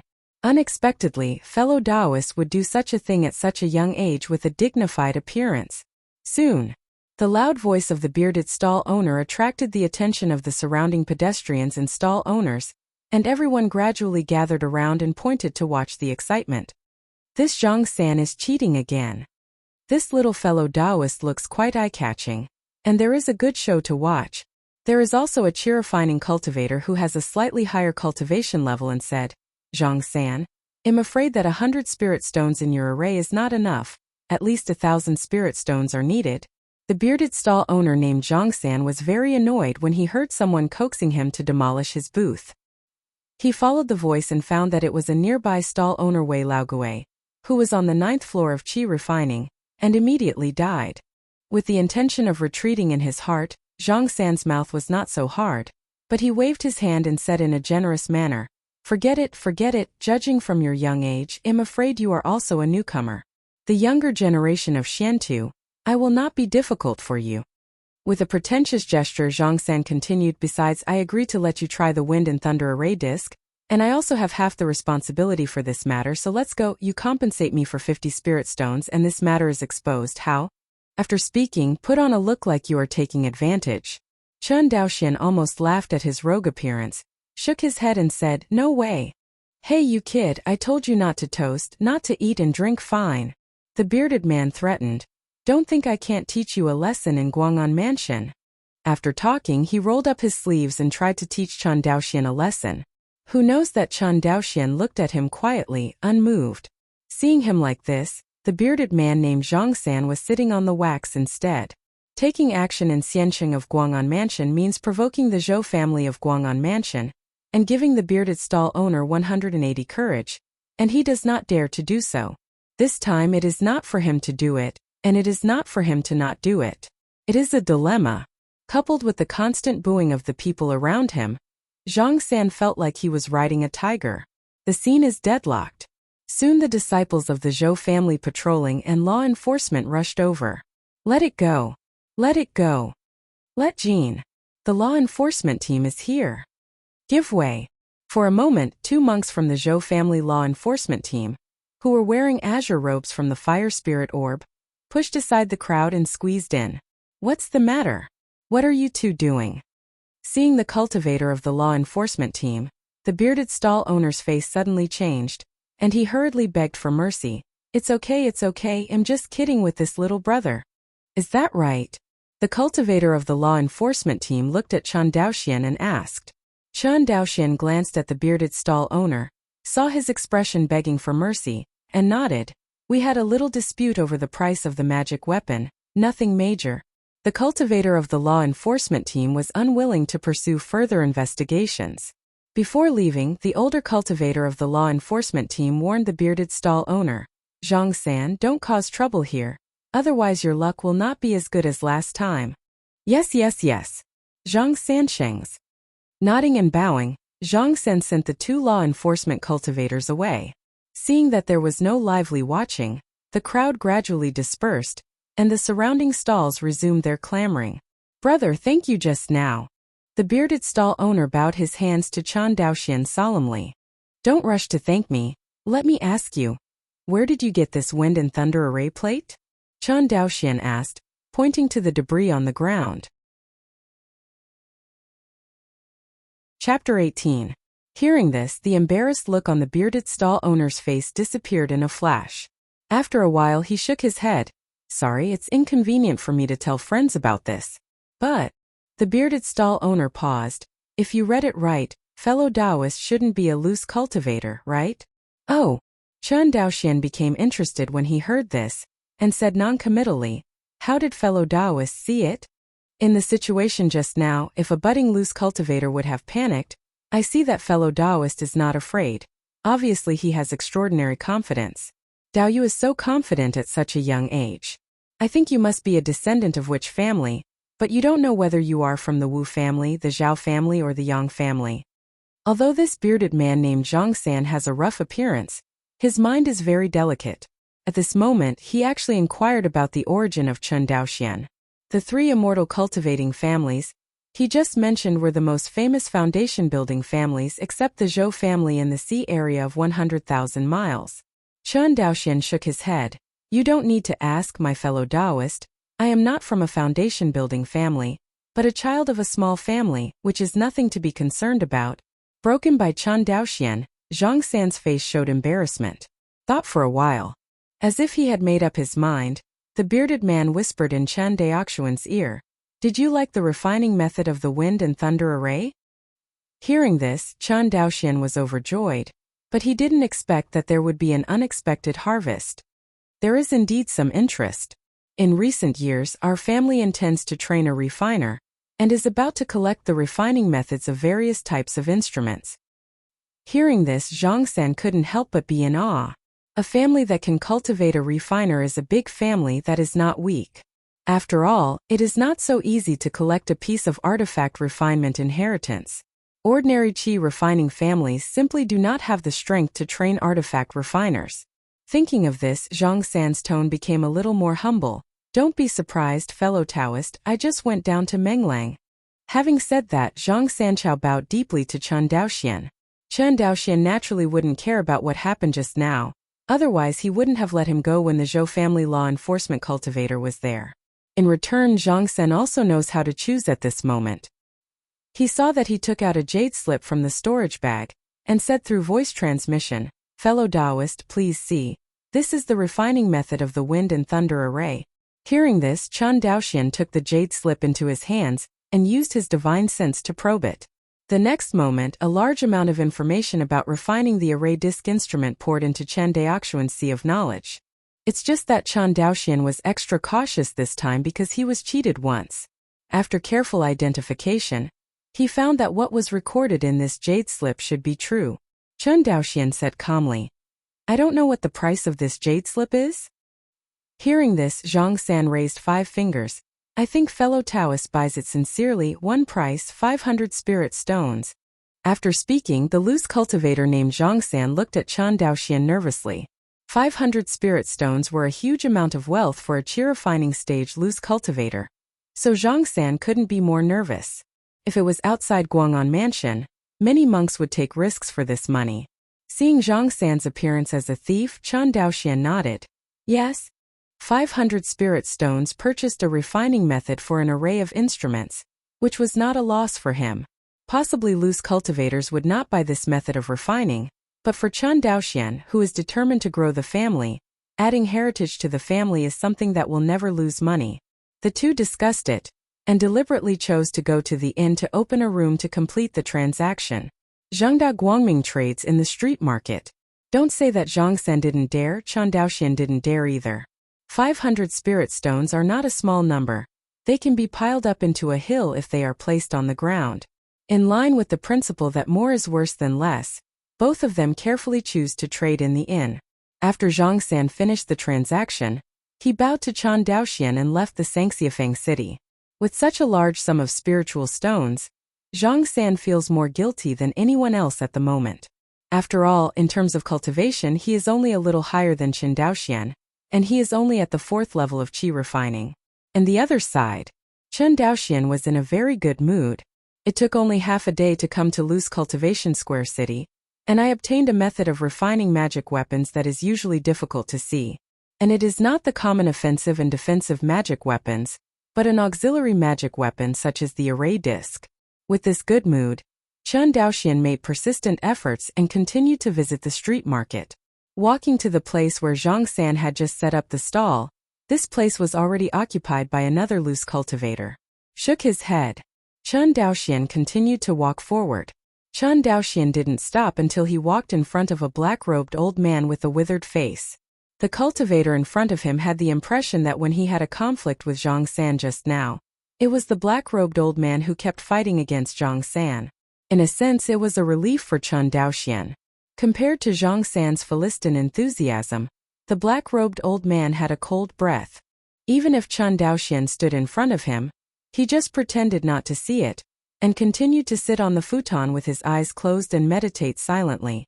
Due to the cultivator's long-term seclusion and practice, his personality is easy to be withdrawn and strange, and Chen Daoxian is not surprised by this. Senior, I don't know how you sold this water spirit pearl? Seeing a spirit bead exuding pure water aura on the booth, Chen Daoxian asked with a face full of surprise. Shui Lingzhu is a unique cultivation resource that is abundant in the Zhou family of Lingbei Island. This spiritual bead has the effect of filtering and purifying spiritual energy. In other words, if the monk absorbs the aura that has been filtered and purified by the water spirit beads, the efficiency of refining the aura will be greatly increased, thereby speeding up the cultivation speed. Of course, this kind of baby also has a time limit. Generally speaking, a first-order water spirit pearl can only be used for a month at most, and it will lose the effect of purifying spiritual energy and become an ordinary pearl. Under normal circumstances, it is difficult for this kind of treasure to fall into the hands of loose cultivators. Basically, it is ordered in advance by major families. I don't know how the old man in front of him got it. Hearing Chen Daoxian's question, the black-robed old man opened his wrinkled eyes and said coldly, 100 spirit stones, I want bargain. Chen Daoxian, who was full of joy at first, was stunned when he heard these words. According to the market price, the first-order water spirit beads cultivated by the Zhou family only need 50 spirit stones, and the black-robed old man in front of him directly doubled it. No wonder people come and go for so long and no one buys it. It's not a premium anymore, it's a robbery. It may be that it has been placed for too long and no one has bought it. Seeing Chen Daoxian's expression of regret, the black-robed old man explained, Little friend, please see clearly. This water spirit bead is a top-grade first-order spirit bead. Although 100 spirit stones are a little more expensive, the water spirit beads are treasured, and it is normal for them to be at a premium. Hearing this, Chen Daoxian was suspicious. After all, he had never seen the water spirit beads sold by the Zhou family. He could recognize this beads because 13th uncle told him about the characteristics of this kind of spirit beads. Whatever, little friend. Seeing that Chen Daoxian was still hesitating, the old man who was not good at sales simply closed his eyes and didn't ask any more questions. Okay, 100 spirit stones are 100 spirit stones. Shui Lingzhu is difficult to buy, if it is true as the old man said. It is not too disadvantageous, and the talented old man can be considered to be outdone for Chen Daoxian, and buying him a Lingzhu at a premium is also considered to be his help. Just when the two-person deal was just completed. Woo-woo. A shrill siren suddenly rang through the entire immortal city of Guang'an Prefecture. Chapter 19. Listen to the shrill and urgent alarm sound in the ear. Chen Daoxian raised his head unconsciously. Senior, it's the siren of the monster attacking Guang'an Prefecture. The black-robed old man who had been sitting cross-legged stood up and said solemnly, Monster attacking the city? Hearing this, Chen Daoxian's face suddenly became ugly. Obviously, this sentence evoked a not-so-good memory in his heart. Back then, Chongping County, Shuanghu Island was attacked by monsters. All his parents in this life were killed by monsters. If he hadn't been fortunate enough to be rescued by his 13th uncle, Chan Xianhe, he would have long since returned to the ghost. Therefore, when he heard that Guang'an Mansion was attacked by monsters, Chen Daoxian's first reaction was not fear, but deep hatred. Seeing that Chen Daoxian was in a feigned mood, the old man seemed to mistakenly think that he was afraid, so he comforted, Don't worry, it has not been a day or two since Guang'an Mansion was attacked by monsters, just get used to it. Hear this. Chen Daoxian was quite surprised. Senior, why is this? Isn't Guang'an House the domain of the Zhou family? With the strength of the Zhou family, how could it be harassed by monsters? Hearing this, the old man pointed to the water spirit pearl in Chen Daoxian's hand. Have you ever heard of the merman? Hearing this, Chen Daoxian remembered a description of the merman clan he had read in the family's ancient books. There are sharks in the South China Sea, who live in the deep sea. Their voices confuse people's minds, they are good at raising spirit shells, and they are good at controlling sea beasts. However, he has always regarded the records in the ancient books as legends, and he never thought that there were really mermaids in this world. Chen Daoxian replied, I have seen it in ancient books, but does this have anything to do with the monster's harassment of Guang'an Mansion? Could it be related to this water spirit bead? Seeing the black-robed old man pointing at the water spirit pearl in his hand, Chen Daoxian had a faint guess in his heart. You guessed right. The black-robed old man nodded. It's because of this spirit bead. Lingbei Island is the largest lingbei farm in the Zhou family in Guang'an Prefecture. But if you want to breed lingbei, you must capture female sharks. Every year, the Zhou family's mercenary fleet will catch female mermen in the nearby waters. It seems that this year the Zhou family has stabbed the hornet's nest of which merman tribe. Speaking of this, the black-robed old man's tone revealed a hint of schadenfreude. Loose cultivators have always been hostile to the immortal clan, not because they are not used to it, but because the immortal clan occupies too many cultivation resources, and the two sides are in deep conflict. If it wasn't for Qianyuan Jianzong's choice to attack the country of Yunnan and transfer this contradiction, it might be that Wan Xinghai would have been in chaos now. Chen Daoxian couldn't care less about gloating, and he immediately remembered that his Zonglong cargo ship was still moored at the port of Guang'an. Since this monster came from the sea, wouldn't their family's cargo ship bear the brunt of the disaster? Thinking of this, Chen Daoxian said goodbye. Senior, this junior is one step ahead, and the junior's boat is still at the port. Just now, I would like to thank the senior for rescuing the siege. Hearing Chen Daoxian mentioning the cargo ship, the black-robed old man slapped his thigh. Oops, the old man's ship is parked there too. No wonder he was in a hurry. The ship of the black-robed old man is much higher grade than the cargo ship of the Chen family on Shuanghu Island. It was he who spent a lot of money to find a spiritual boat ordered by the Yang family of the foundation building family. It cost him more than 800 spiritual stones. Can you be in a hurry? Thinking of this, the black-robed old man didn't care about Chen Daoxian, and immediately put the stall into the storage bag, used the wind control technique, and flew towards the outer city of Guang'an. Not only him, all the other monks who reacted rose up from the sky and flew towards the outer city of Guang'an Mansion. Due to the attack of the monsters, the forbidden air formation in the immortal city of Guang'an Prefecture had already been revoked for the first time. This moment, Chen Daoxian saw the most spectacular scene he had ever seen in this life. Hundreds of thousands of cultivators in Guang'an Prefecture flew towards the harbor of Guang'an Prefecture. This scene can be described as obscuring the sun. Ignoring his emotions, Chen Daoxian followed the crowd and flew towards the harbor. When Chen Daoxian found his ship, he found that Uncle 13 was already standing on the deck of the Zonglong. Uncle 13. Chen Daoxian lowered his body and bowed to Chen Xianhe. Um. Seeing his nephew, Chan Xianhe nodded with a smile, and then looked at the black monsters on the sea in the distance with a serious face, and said with a little worry, "The mermaid tribe that the Zhou family has provoked this time does not seem to be small." Chen Daoxian glanced at the sea, but he was not too worried. After these days of understanding, he knew how terrifying the strength of the Zhou family in Guang'an. Although the number of monsters in front of them is large, if you look closely, you will find that they are all low-level monsters. Not to mention the Zhou family of Guang'an Prefecture. Even if the loose cultivators of Guang'an Prefecture join forces, they can easily kill them. After all, although there are many monsters, there are more scattered cultivators. And the per capita strength far exceeds these monsters. Glancing at Chan Daoxian, Chan Xianhe instructed uneasy. Such a huge group of monsters, the Zhou family cultivator will definitely not be able to completely resist. If there is a fish that slips through the net, you remember not to rush to kill the front, just protect the family's cargo ship. That's it. He is not afraid that the monsters that slip through the net will hurt Chen Daoxian. After all, most of these monsters are low-level monsters. With Chen Daoxian's strength, it is more than enough to deal with them. He was just afraid that Chen Daoxian would be young and energetic for a while, and rushed into the group of monsters.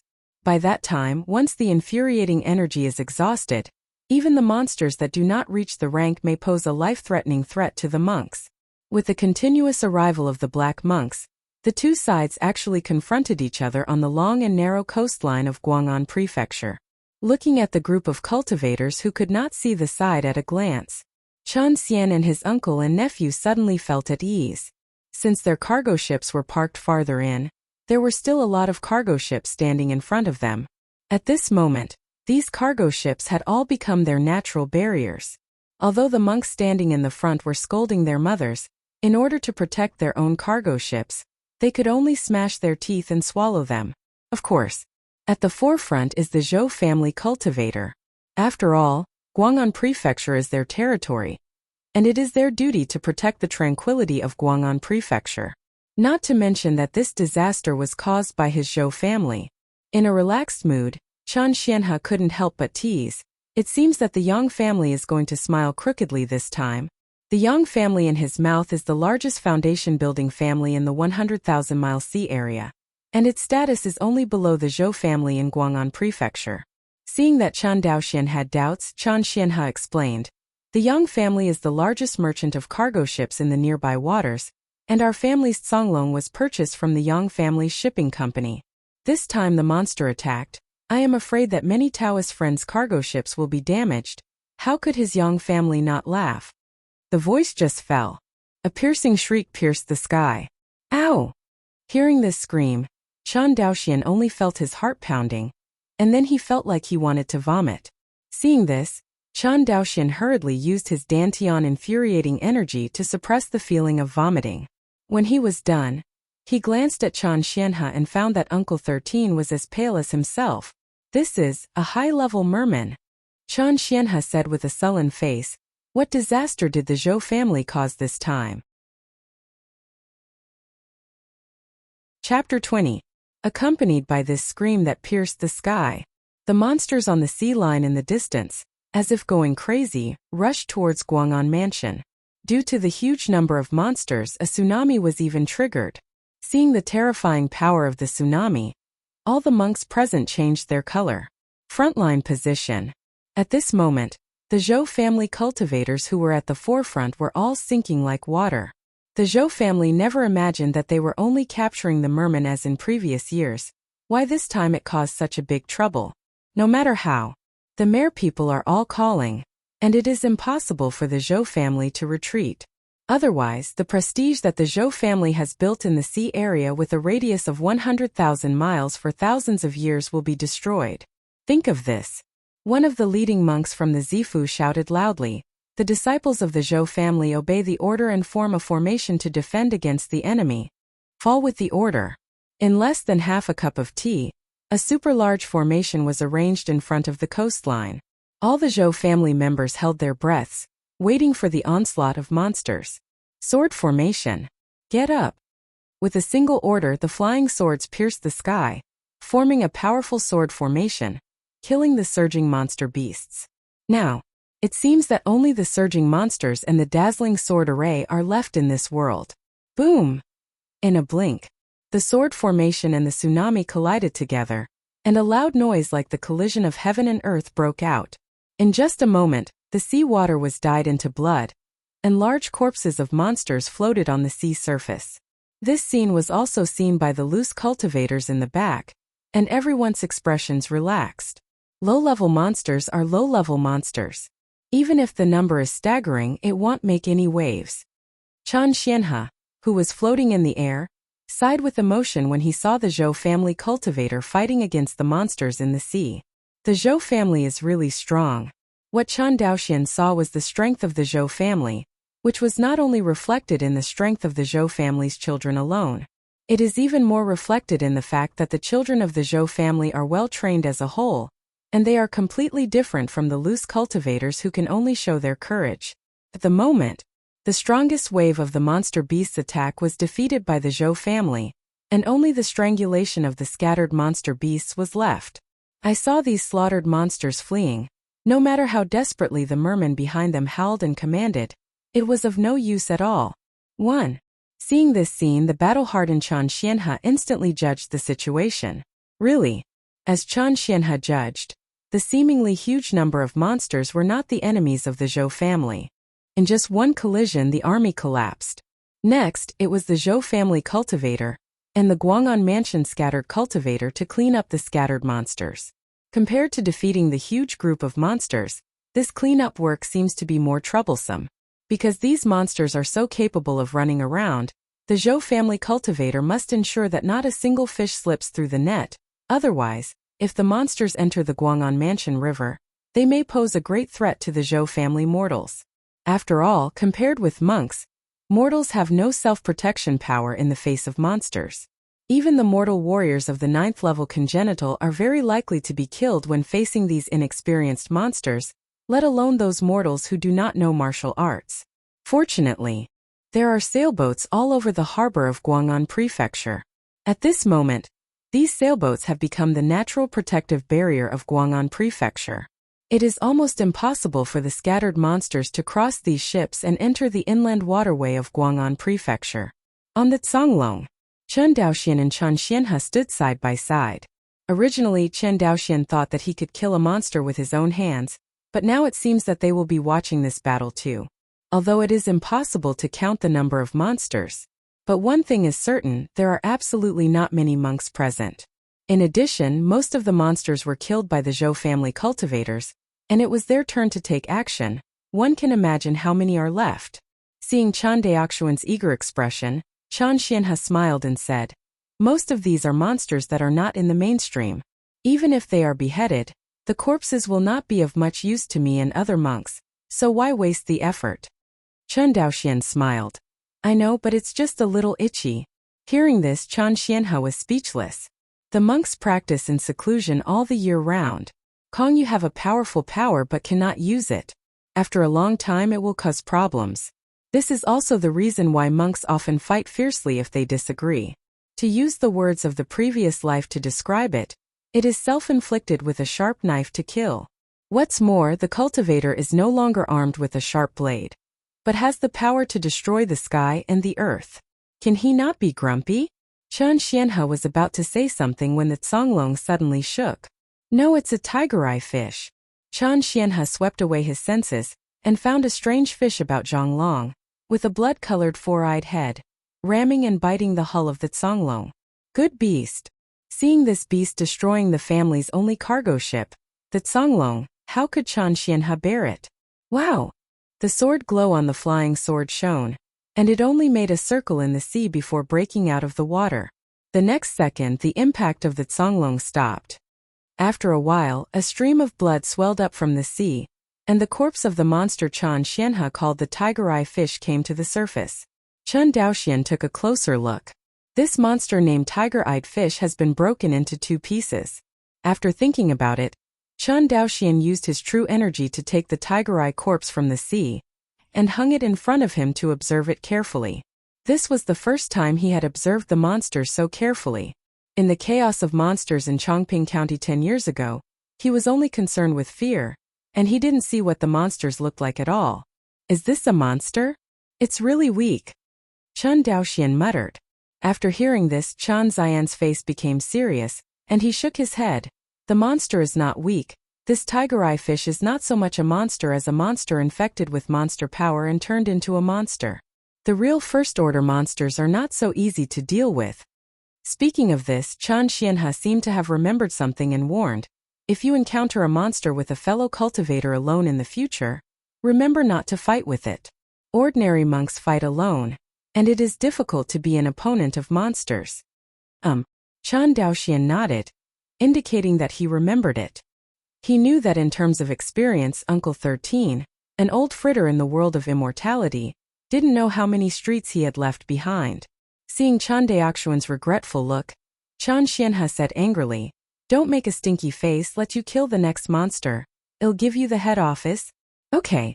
Chen Daoxian nodded with a smile, and then threw the corpse of the tiger eye into the sea.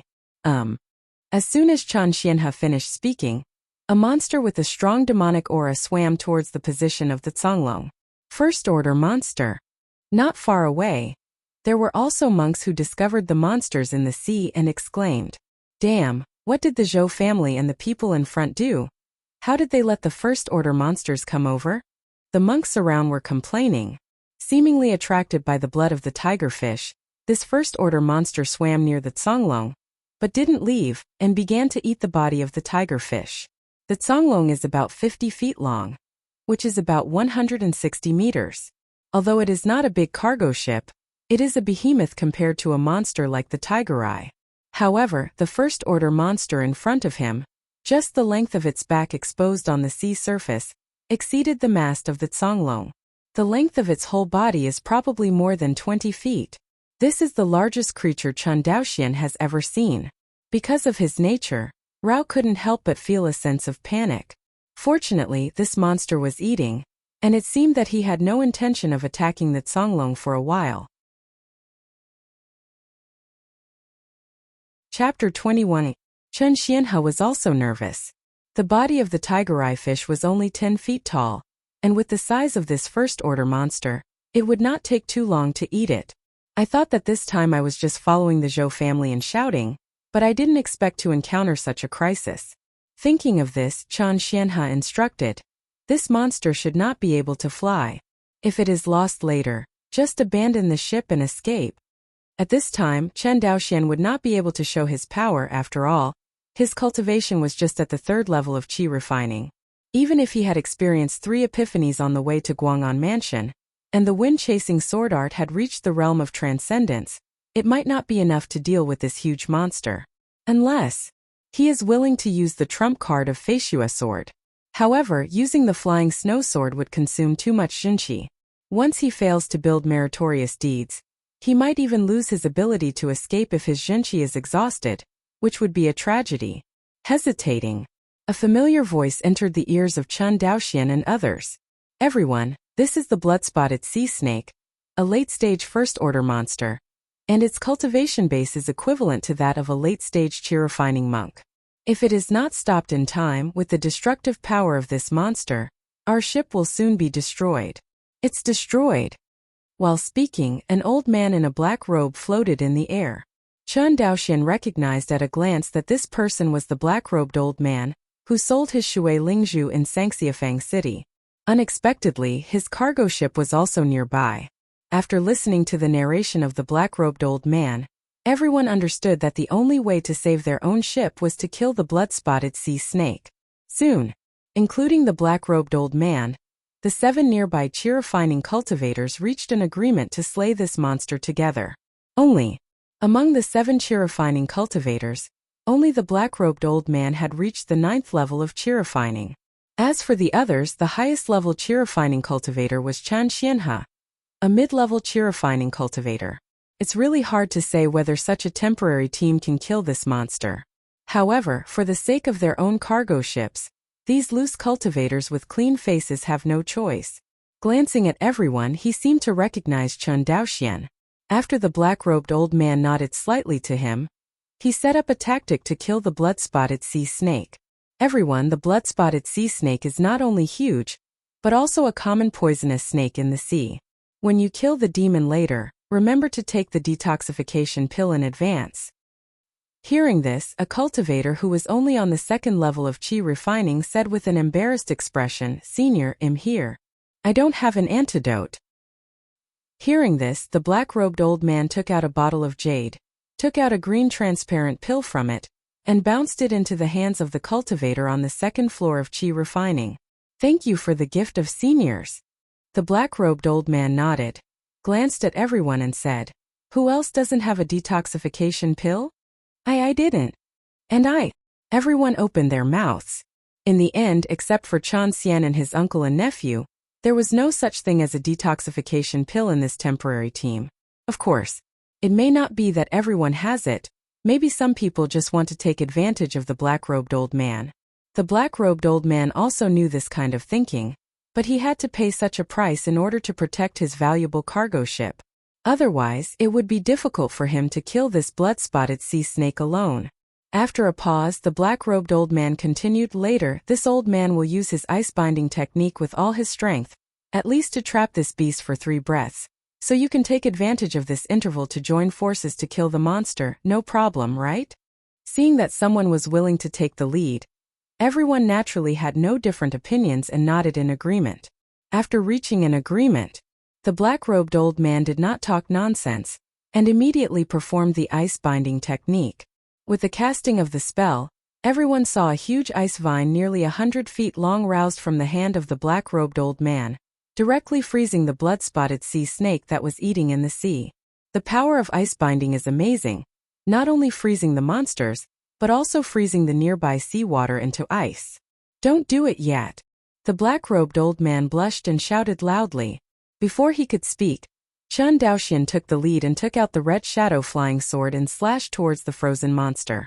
Under the blessing of Deshang wind-chasing sword art, the red shadow flying sword was full of sword light, exuding a terrifying power, which attracted Chun Xian's eyes. "This is Deshang realm's wind-chasing sword art." Chun Xianhe was shocked. Even Chun Daoxuan's attainment of the wind-chasing sword art seems to be higher than his, but how is this possible? He clearly remembered that his nephew obviously got the wind-chasing sword art from him before he came to Guang'an Mansion. In just 1 month, he actually cultivated this sword technique to the realm of Deshang? And it's not the usual Deshang realm. Impossible. Chan Xianhe only had this thought in his mind, so distracted. His sword speed was a little slower. Others don't know what Chan Xianhe is thinking. Everyone tried their best to attack the blood-spotted sea snake with their housekeeping skills. Time. In this space, sword lights flicker, fireballs fly, electric lights gallop. Does look impressive. And actually, except for a few people such as Chen Daoxian and Chan Xianhe, who can cause a little damage to the blood-spotted sea snake. Due to the low cultivation base and the poor quality of the instruments, it is difficult for other monks to do any damage to this late first-order blood-spotted sea snake. The most exaggerated one is the second-level chi refining cultivator with the lowest cultivation base in the team. He seems to have a limited level of magic, and the magic tool he uses is a black iron flying sword that he has made and refined himself. When Chun Daoxian saw this flying sword, he was almost stunned. For a long time, he used loose cultivator's casual refining of black iron as a magic weapon as a joke. It was not quite realistic that someone actually did this. When the second-level chi refining cultivator ordered Xian Taifajian to slash the body of the blood-spotted sea snake, he didn't even cut its skin, leaving only a string of sparks, which really shocked everyone. See this scene. The black-robed old man was anxious and angry. He kept scolding everyone for being trash, but there was no good way to do it. He needed to keep injecting true chi into the ice compress to trap this ferocious sea snake. Otherwise, when the blood-spotted sea snake broke out of the ice, even if everyone could fly to escape their lives, everyone's ships would definitely be destroyed by the mad blood-spotted sea snake. This is absolutely unbearable for the black-robed old man. Perhaps because he was concerned about the situation of the battle, the black-robed old man injected his true chi a little slower. The ice layer that had frozen the blood-spotted sea snake actually cracked. Not good. This beast is about to get out of trouble. Everyone will do their best. Otherwise all our ships will not be saved. The voice just fell. The ice on the blood-spotted sea snake's tail was the first to break up. I saw a cylindrical black shadow breaking out of the ice on the sea surface, and Chun Daoxian could even see the blood-colored markings on the tail the size of a human head. Boom! The giant tail of the blood-spotted sea snake hit a cargo ship next to the Zonglong. Immediately, the cargo ship was smashed by the monster, and it was broken into 2 pieces. Countless sawdust stumps floated in the sea. Ah! My ship! Death beast! Death! One of the monks in the team was mad when he saw this, and sent Feijian to attack the blood-spotted sea snake like a madman. It's just that his cultivation is only at the 3rd level of qi refining, coupled with the insufficient power of the flying sword. No matter how angry he is, how much damage can he cause to this monster? See this scene. Chun Daoxuan's face was dark, and Chun Xianhe is even more resigned. In his eyes, the Zonglong is important, but it is far less than the safety of his nephew. If Chun Daoxian suffered any damage, it would be a blow to the Chun family on Shuanghu Island. Thinking of this, Chun Xianhe shook his head slightly and gave Chun Daoxian a look, signaling him to step back in time. Chun Daoxian understood Chun Ziyan's eyes, but I thought that the trip would have to rely on the Zonglong to transport materials. If there was no Zonglong, not to mention the loss of spiritual stones, the process of returning home would be very troublesome. After weighing for a moment, Chun Daoxuan's eyes became firm. Uncle 13, I want to give it a try. You're tuning in to the Li Mei's Wuxia Whispers YouTube channel. We're so grateful for your support, and don't forget to subscribe to join us on this incredible journey through captivating stories. Your generosity through donations truly makes a world of difference, as it's the primary source of revenue that allows me to expand and enhance this channel for you. Thank you from the bottom of my heart for being a part of this adventure.